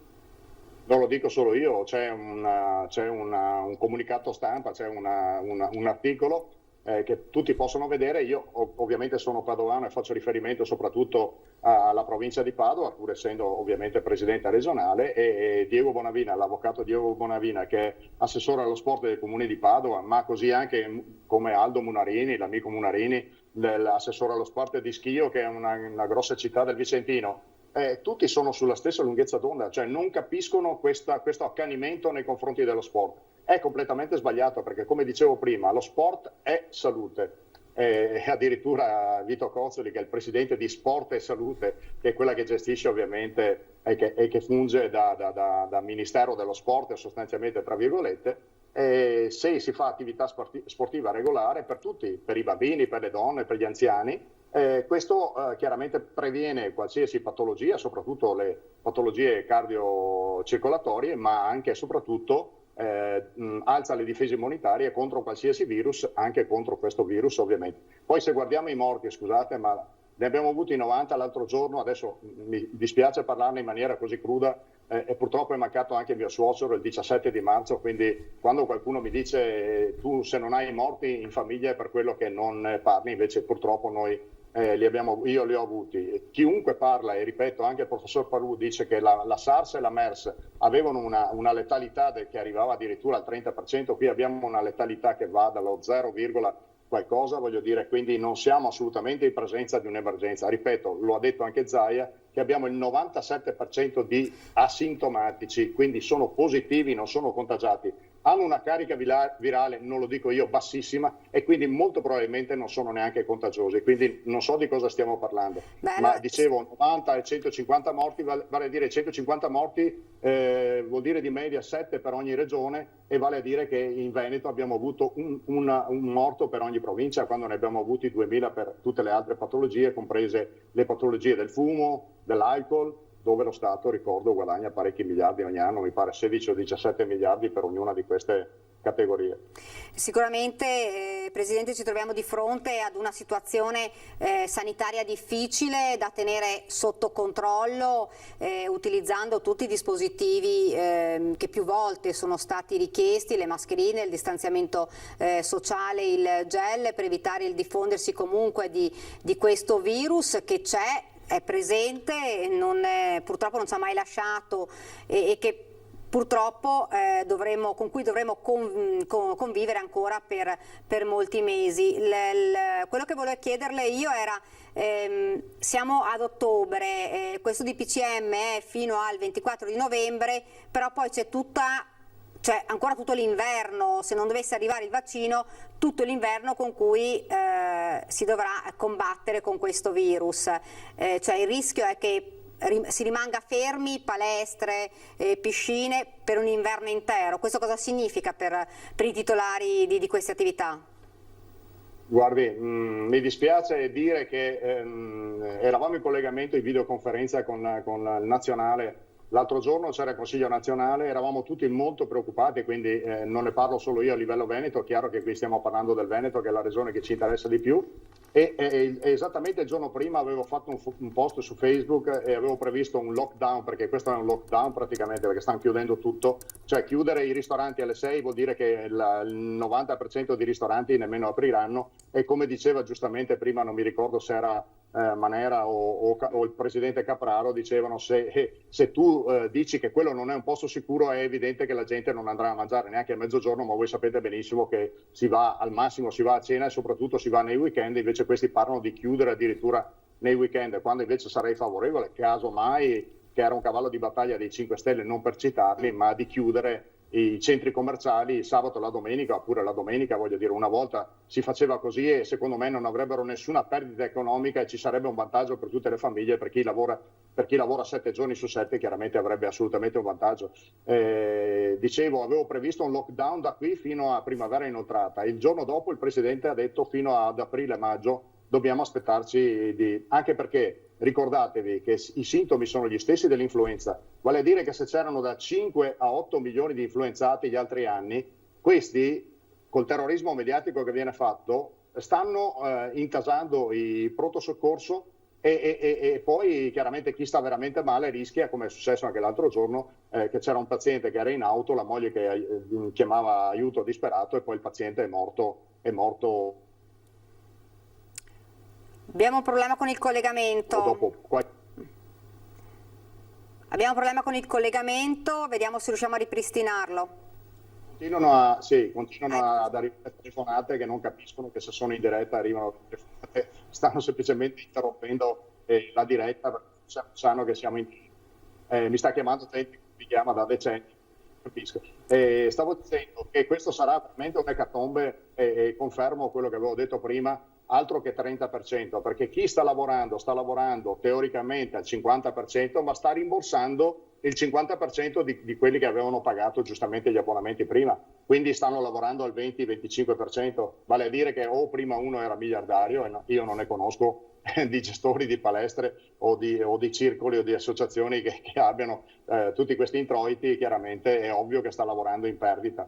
e quello che è stato finanziato, voi sapete bene, i 600 euro per i collaboratori sportivi e qualche rimborso per le associazioni sono sicuramente, non sono una panacea, sono una briciola, sono una goccia in un mare di denaro che servirebbe per rialzare l'economia. Voi tenete presente, facendo sempre riferimento alla Germania, sembra che siano tutti miliardari in Germania, ma in Germania dopo pochissimi giorni del primo blocco hanno dato 5.000, 7.000, 9.000, 4.000 euro a ogni partita IVA direttamente nel conto corrente senza nessuna formalità.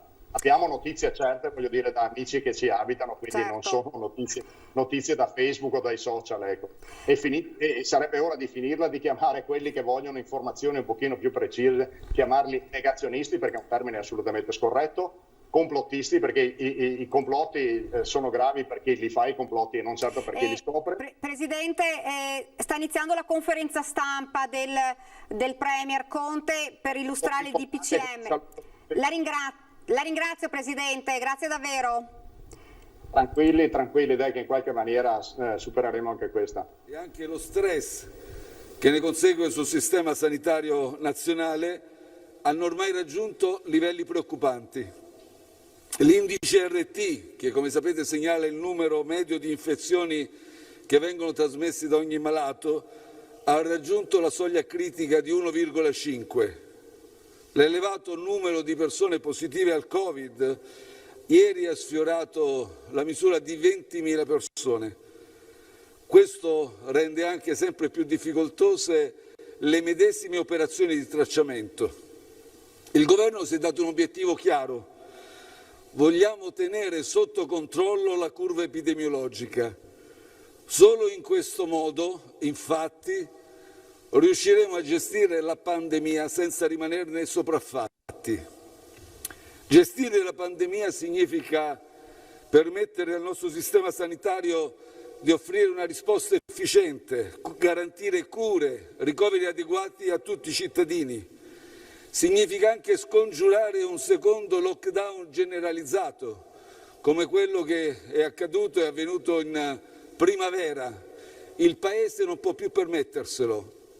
E significa anche tutelare la salute, ma al contempo preservare l'economia. Dobbiamo evitare, infatti, di ritrovarci nella condizione di dover scegliere tra l'una o l'altra. Dobbiamo fare il possibile per proteggere insieme la salute e l'economia. Di qui la necessità di introdurre misure più restrittive rispetto a quelle sin qui applicate. Le nuove misure entreranno in vigore questa sera a mezzanotte e rimarranno in vigore sino al 24 novembre. Ve le riassumo. Bar, gelaterie, pasticcerie, ristoranti chiuderanno alle ore 18. Tutti i giorni compresi i festivi. Dopo le 18 però potranno continuare a operare per le consegne a domicilio e per l'asporto. Ai tavoli dei ristoranti potranno sedere al massimo 4 persone, salvo che si tratti di nuclei familiari più numerosi. È vietato consumare cibo, bevande nelle piazze, nelle strade pubbliche dopo le ore 18. Chiudono palestre, piscine, centri benessere e centri termali. Chiudono anche sale gioco, sale bingo, sale da ballo, parchi di divertimento e ovviamente continuano a rimanere chiuse anche le discoteche. Chiudono anche teatri, cinema, sale da concerto. È una decisione questa che è risultata particolarmente difficile tra le altre. Il mondo della cultura, infatti, è in forte sofferenza ormai da mesi. Restano aperti invece i musei. Non sono consentiti più i festeggiamenti conseguenti connessi a cerimonie civili e religiose. Ricorderete che per adesso c'era il limite di 30 persone. Convegni, congressi, altri eventi potranno svolgersi solo con modalità a distanza. Tutte le fiere di qualsiasi tipo, anche internazionali, sono sospese. Sono sospese anche tutte le competizioni dello sport, tranne quelle professionistiche a livello nazionale. E per quanto riguarda l'attività sportiva di base, continuerà solo quella degli sport non da contatto e comunque al di fuori di palestre e piscine. Per le scuole secondarie di secondo grado, quindi parliamo di licei, istituti tecnici e professionali, incrementiamo la didattica a distanza, almeno nella misura del 75%. Incentiviamo ulteriormente il ricorso allo smart working nella pubblica amministrazione e lo raccomandiamo fortemente, per quanto possibile, anche nelle aziende private. E in particolare, incrementando lo smart working e anche incentivando il ricorso per le scuole superiori della didattica a distanza, confidiamo di alleggerire l'utilizzo, l'afflusso nei mezzi di trasporto pubblici. Non abbiamo introdotto un coprifuoco, è una parola che non amiamo, ma rivolgiamo una forte raccomandazione a tutti. Bisogna muoversi solo per motivi di lavoro, di salute, di studio, di necessità.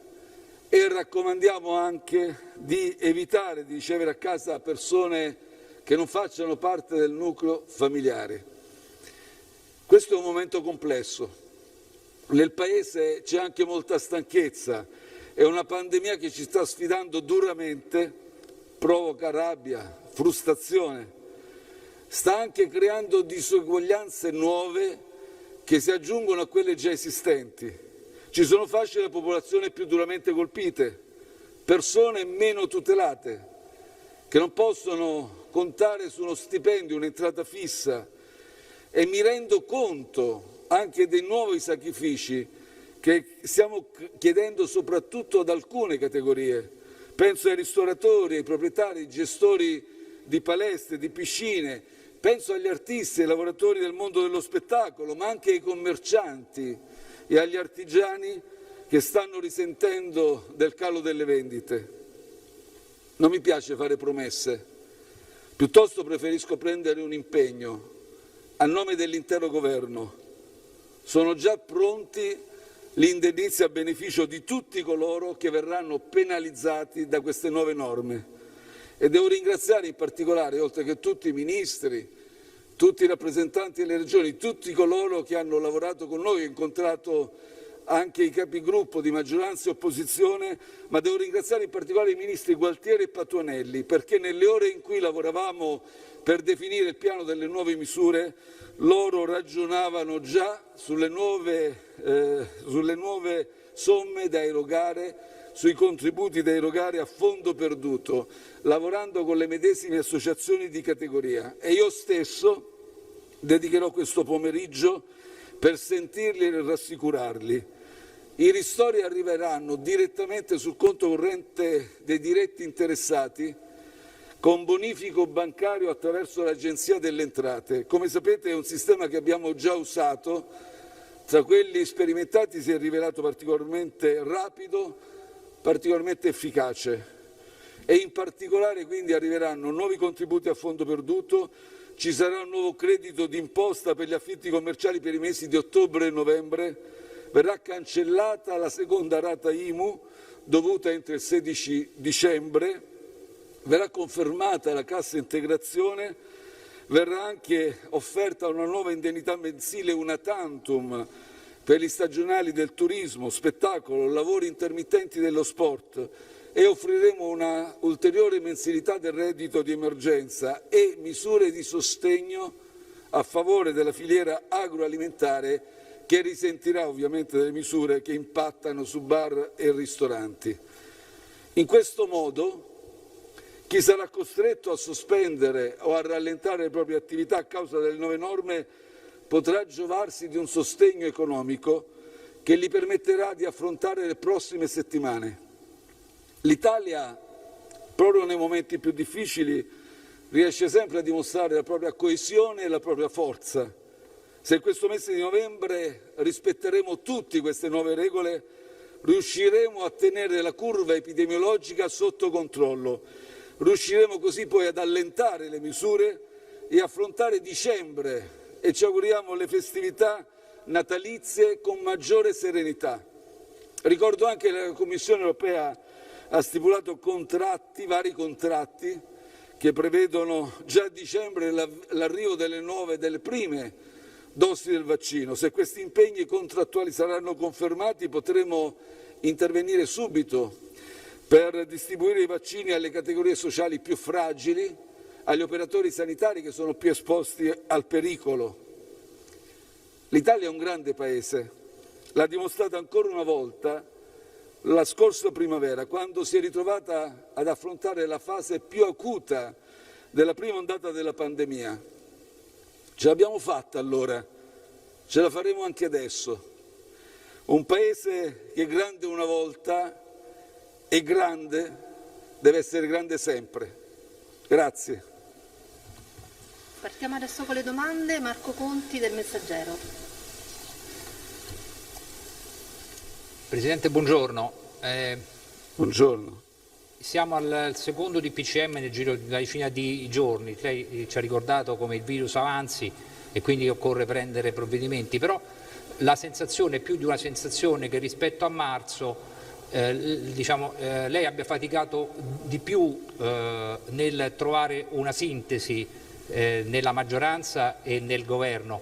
Abbiamo registrato gli scontri del ministro Franceschini col ministro Spadafora sullo sport, sulla chiusura dei cinema, quelli della ministra Azzolina con la collega De Micheli sulle scuole, i trasporti, il pressing del PD forte, l'insofferenza del ministro Speranza. Ecco, ci dice un po' per che cosa è cambiato da marzo nella maggioranza e che se questo può essere un elemento di maggiore complessità rispetto ai mesi e alle settimane che ci aspettano. Grazie.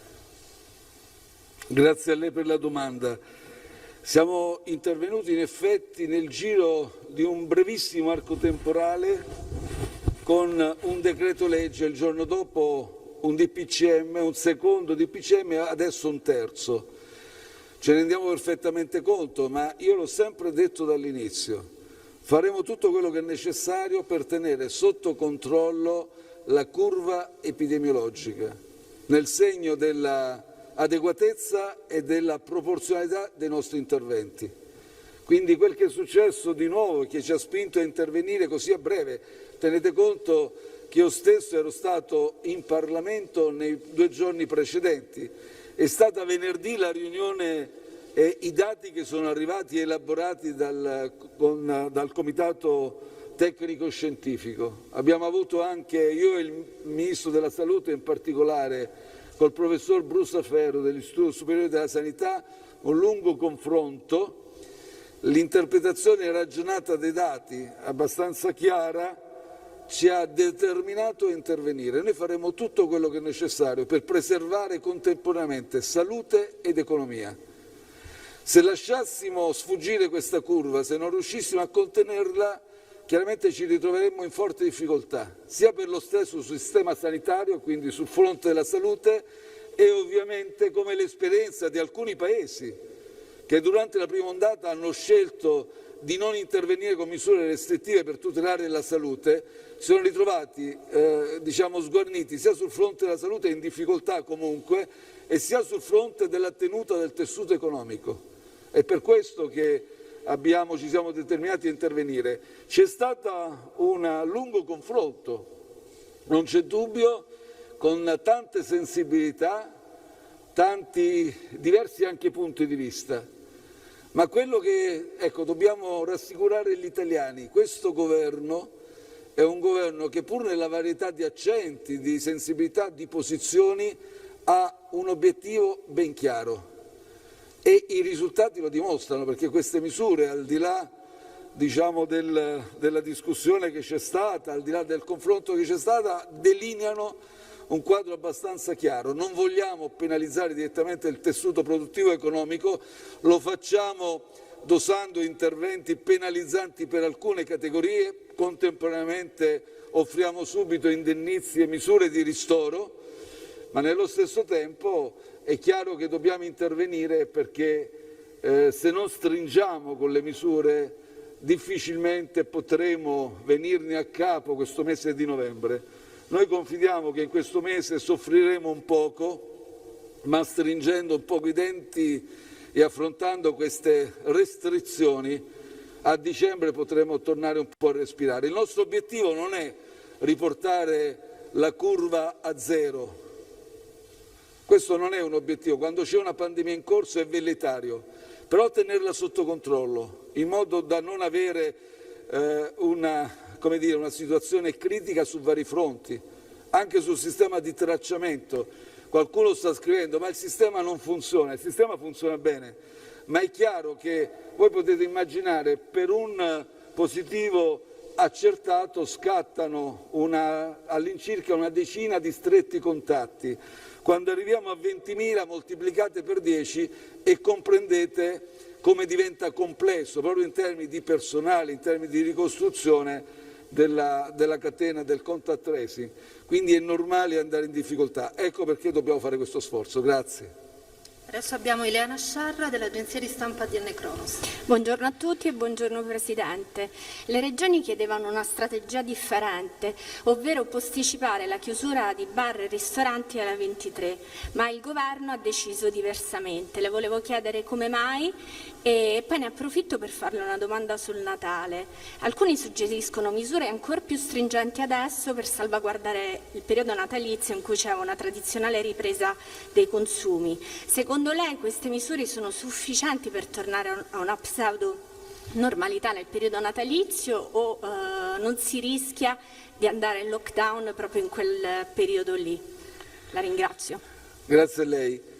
Sì, è vero, nell'interlocuzione con le regioni che sono state, devo dire, complessivamente anche questa volta disponibili ad avere un lungo confronto col governo per cercare di trovare insieme le soluzioni, ci siamo ritrovati con una proposta diversa rispetto alla chiusura dei bar e ristoranti. Però teniamo conto anche del quadro generale. Sin qui, nelle scorse settimane abbiamo perseguito una strategia che ha consentito alle regioni, ha lasciato alle regioni l'adozione e la responsabilità di adottare, sempre ovviamente con la responsabilità anche del governo, perché quasi tutte le ordinanze sono state cofirmate dal Presidente della Regione di turno e dal Ministro della Salute. Abbiamo quindi perseguito una strategia che prevedeva misure restrittive in corrispondenza delle aree più critiche, quindi nel segno della massima flessibilità e circoscrizione anche territoriale.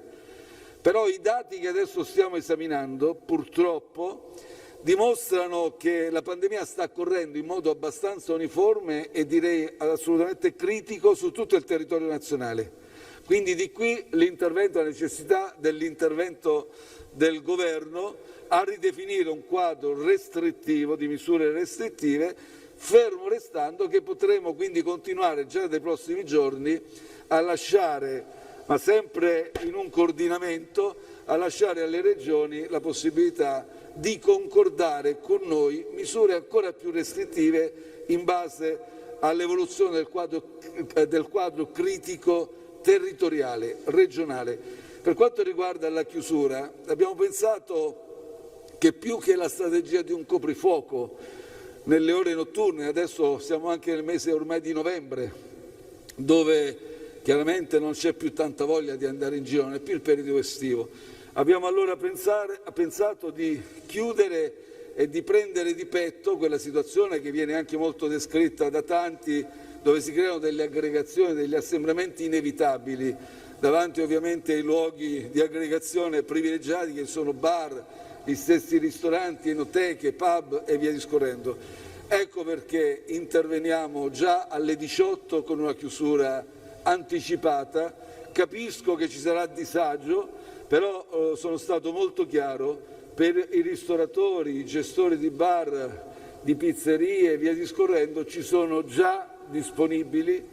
Confidiamo di andare subito, adottare subito questo provvedimento. Abbiamo contemporaneamente definito anche l'entità delle misure e la tipologia delle stesse. Avremo dei disagi anche per la popolazione, me ne rendo conto. Ci sono delle persone che gradivano e sono abituate, non so, la sera ad avere la cena al ristorante, però ricordo anche che consentiamo consegne a domicilio e a asporto. Dovremmo fare tutti dei piccoli sacrifici, ma se non entriamo nella logica dei piccoli sacrifici, se non entriamo nella logica che chiamava andare in palestra, potrà comunque svolgere attività motoria in casa, fuori, eccetera. Non entriamo in questa logica. Il Paese non riusciamo ovviamente a tenere sotto controllo la curva del contagio, non riusciamo a gestire la pandemia.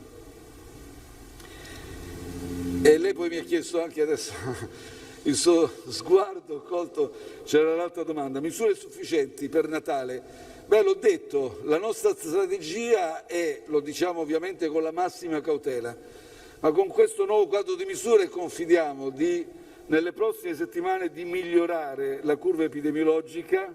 Una volta riportata sotto controllo possiamo affrontare più distesamente, speriamo con serenità, il mese di dicembre. E lei ha parlato del Natale, so che è la festa forse più cara a tutti e sicuramente vorremmo arrivarci con una predisposizione d'animo serena. E per fare questo ovviamente queste misure sono necessarie. Se sono sufficienti spero proprio di sì, però vorrei dare anche un segnale. Affrontare al Natale, pure se arriveranno le dosi del vaccino, saranno le prime dosi.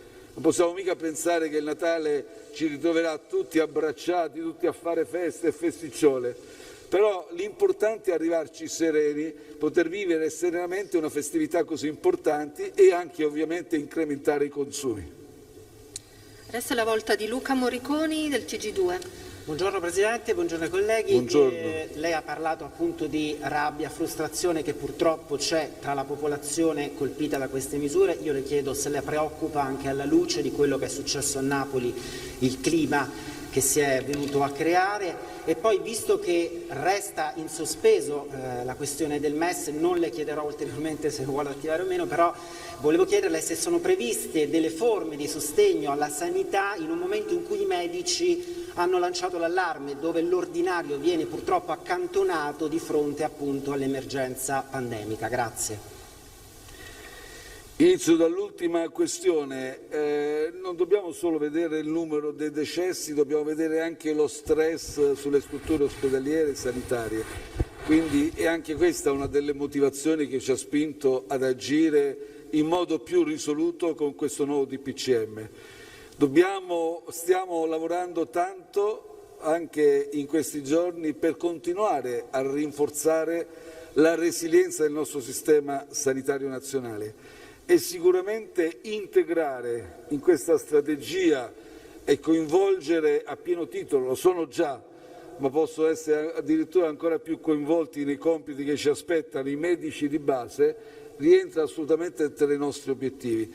Il Ministro della Salute già sta lavorando, sul tavolo c'è un rinnovo contrattuale che servirà anche a motivarli per coinvolgerli in questi nuovi compiti. Saranno dei nostri preziosi alleati nella strategia di contrasto al Covid-19.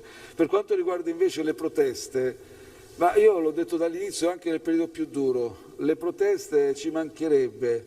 Se io fossi oggi dall'altra parte sicuramente avrei motivo di dolermi, probabilmente anch'io proverei rabbia contro le misure del governo. Fermo restando che dico un attimo, aspettiamo un attimo a vedere le misure che abbiamo messo sul tavolo e a valutarle, perché credo che siano un sostegno economico molto cospicuo o comunque adeguato. Detto questo, quindi la protesta c'è, quello che ovviamente posso auspicare è di stare attenti, perché chiaramente ci sono dei gruppi che cercano di alimentare in questo momento, dei gruppi anche antagonisti, dei gruppi diciamo un po' professionisti, che cercano di alimentare degli scontri. È successo a Napoli, non originariamente, perché mi dicono che sono stati dei cittadini che veramente si sono lamentati, sono andati per strada, però bisogna poi stare attenti alle infiltrazioni. Mi dicono anche che ci sono stati degli scontri qui a Roma la scorsa notte. Ecco, evitiamo, come dire, stiamo attenti, perché non dobbiamo offrire a nessun professionista, diciamo così, della protesta, del disordine sociale, di poter avere spazio in un contesto di reale sofferenza per tutta la popolazione. Proseguiamo con Manuela Perrone del Sole 24 Ore. Buongiorno Presidente, buongiorno a tutte e a tutti. La prima domanda che vorrei farle è economica. Quando arriverà il decreto che ha annunciato e ha confermato anche lei sugli indennizi alle categorie più colpite da questo DPCM? E alla luce del fatto che in cantiere c'è anche il decreto novembre con il rifinanziamento della cassa integrazione, le chiedo, si renderà secondo lei necessario un nuovo scostamento di bilancio entro fine anno e soprattutto non rischiamo che il quadro di finanza pubblica disegnato dalla nota di aggiornamento al DEF alla fine diventi completamente inattendibile? L'ultima domanda, ha citato lei i 3 DPCM che si sono susseguiti in appena 11 giorni. In molti hanno l'impressione che il governo stia rincorrendo il virus e che stia scaricando sulle categorie produttive tutto quello che non è stato fatto su sanità e trasporti, alla luce del fatto che la seconda ondata era prevedibile e alla luce di quanto accade intorno a noi negli altri paesi europei. Grazie. Tante domande. La prima, decreto legge con questi nuovi indennizi e nuove misure economiche, tenete presente che si aggiungeranno a quelli già preventivati, quindi questi sono tutti aggiuntivi, non sostitutivi. E confidiamo di andare non in Consiglio dei Ministri, dico in Gazzetta già martedì, perché vogliamo assolutamente consentire all'Agenzia delle Entrate di poterli erogare nel giro quindi già durante il mese di novembre, non vogliamo aspettare dicembre e gennaio per erogare a posteriori. Detto questo, adesso vediamo se il Consiglio dei Ministri sarà lunedì o martedì. È uscita una notizia che non corrisponde al vero, già fissato per oggi, no, lo stiamo preparando, però diamo anche un attimo il tempo al Ministro Gualtieri in particolare e devo ringraziare anche il Ragioniere Generale dello Stato che hanno già lavorato, ma insomma dobbiamo un attimo mettere a punto meglio i conti per queste misure. Ma martedì c'è l'impegno del Governo a fare di tutto per andare già in Gazzetta Ufficiale. Per quanto riguarda invece l'altra domanda, ma la NADEF a questo punto e i conti già preannunciati pubblici a questo punto saltano, vengono alterati? Al momento direi di no. Mi ha riferito il Ministro Gualtieri che sono stati bravissimi con Ragioniere, c'era anche il Ministro Patuanelli a dare una mano, a far di conto con le risorse attuali. Ecco perché quindi faremo dei nuovi appostamenti nel decreto legge, ma non c'è necessità di alterare il quadro di finanza pubblica già preannunciato al Paese e al Parlamento. E se la curva epidemiologica riusciremo a tenerla sotto controllo in questo mese di novembre, come confidiamo con queste misure, non vedo prospettive di dover fare nuovi scostamenti o altro. Ma il nostro obiettivo è tutelare la salute e l'economia. E siamo determinati a fare tutto il necessario per raggiungere questo obiettivo. Terza domanda, rincorriamo il virus? No, purtroppo il virus corre molto e quindi noi nel segno dell'adeguatezza e proporzionalità dobbiamo tenerci sempre pronti, flessibili a intervenire. Ma vorrei ricordarle che non possiamo imputare al Governo di aver abbassato la soglia di attenzione, di essersi distratto. Io ricordo che prima dell'estate, quando tutti quanti eravamo rilassati, tutta anche l'opinione pubblica pensava di aver superato finalmente la pandemia, il Governo ha chiesto la proroga dello stato di emergenza, il Governo è andato in Parlamento a spiegare che non potevamo affatto abbassare la guardia, che dovevamo continuare a comprare mascherine, ad assicurare milioni di mascherine al giorno, comprare nuove attrezzature. Noi ne abbiamo disponibili qui 1400, credo addirittura qualcosa più, 1400 respiratori. Cioè noi abbiamo continuato a lavorare e ovviamente per rendere resiliente tutto il sistema sanitario. È ovvio che se la pandemia ci scappa tra le dita, tra le mani e sfugge al controllo, guardi, non bastano a quel punto lì investimenti e altro, e quindi poi si rimane sopraffatti. Ma noi in questa situazione non ci vogliamo ritrovare, continueremo a lavorare in questa direzione. Ultima domanda è per Marco Esposito, leggo. Buongiorno Presidente. Buongiorno. Mi inserisco un po' su questo filone, sul filone della seconda ondata. La scorsa primavera, con grande responsabilità, i cittadini italiani hanno seguito le indicazioni del Governo, le norme del Governo, e siamo riusciti a uscirne, come diceva lei, abbassando e tenendo sotto controllo la curva dei contagi. Oggi probabilmente gli stessi cittadini che hanno aderito a quelle vostre indicazioni oggi scrivono ai giornali, scrivono anche a noi e ci chiedono perché ci troviamo in questa situazione così simile con questa seconda pandemia. Che cos'è che non ha funzionato? Quindi le chiedo, c'è qualcosa che pensa che il governo o le regioni abbiano sbagliato, se hanno sbagliato ovviamente, secondo lei? Guardi, io ho sempre detto, il governo in particolare, io personalmente non mi ritengo infallibile, quindi non è questione di dire non abbiamo sbagliato nulla, ci possono essere stati degli errori, ma sottovalutazioni no, si può far sempre meglio nella vita, questo è il mio atteggiamento, siamo sempre concentrati per far meglio, però obiettivamente abbiamo lavorato su tutti i fronti, solo che, sa, quando si affronta una guerra e le viene addosso una guerra, è difficile dire, ma non hai fatto abbastanza per vincere. Insomma, per vincere significa veramente, quando si è sotto stress su tutti i fronti di un sistema nazionale, bisogna veramente far ricorso a tutte le forze, tutti gli investimenti, tutti i sacrifici. Gli stessi italiani, lo capisco, probabilmente sono stanchi, sono più frustrati rispetto alla prima ondata, ma l'ho detto anche nell'intervento iniziale, se siamo un paese forte lo dimostreremo anche adesso, i conti li faremo alla fine, noi ce la faremo anche questa volta, perché pur con tutta la rabbia, la frustrazione, l'angoscia, la paura, riusciremo a venire a capo anche di questa seconda ondata. Grazie. La conferenza stampa è terminata, grazie a tutti.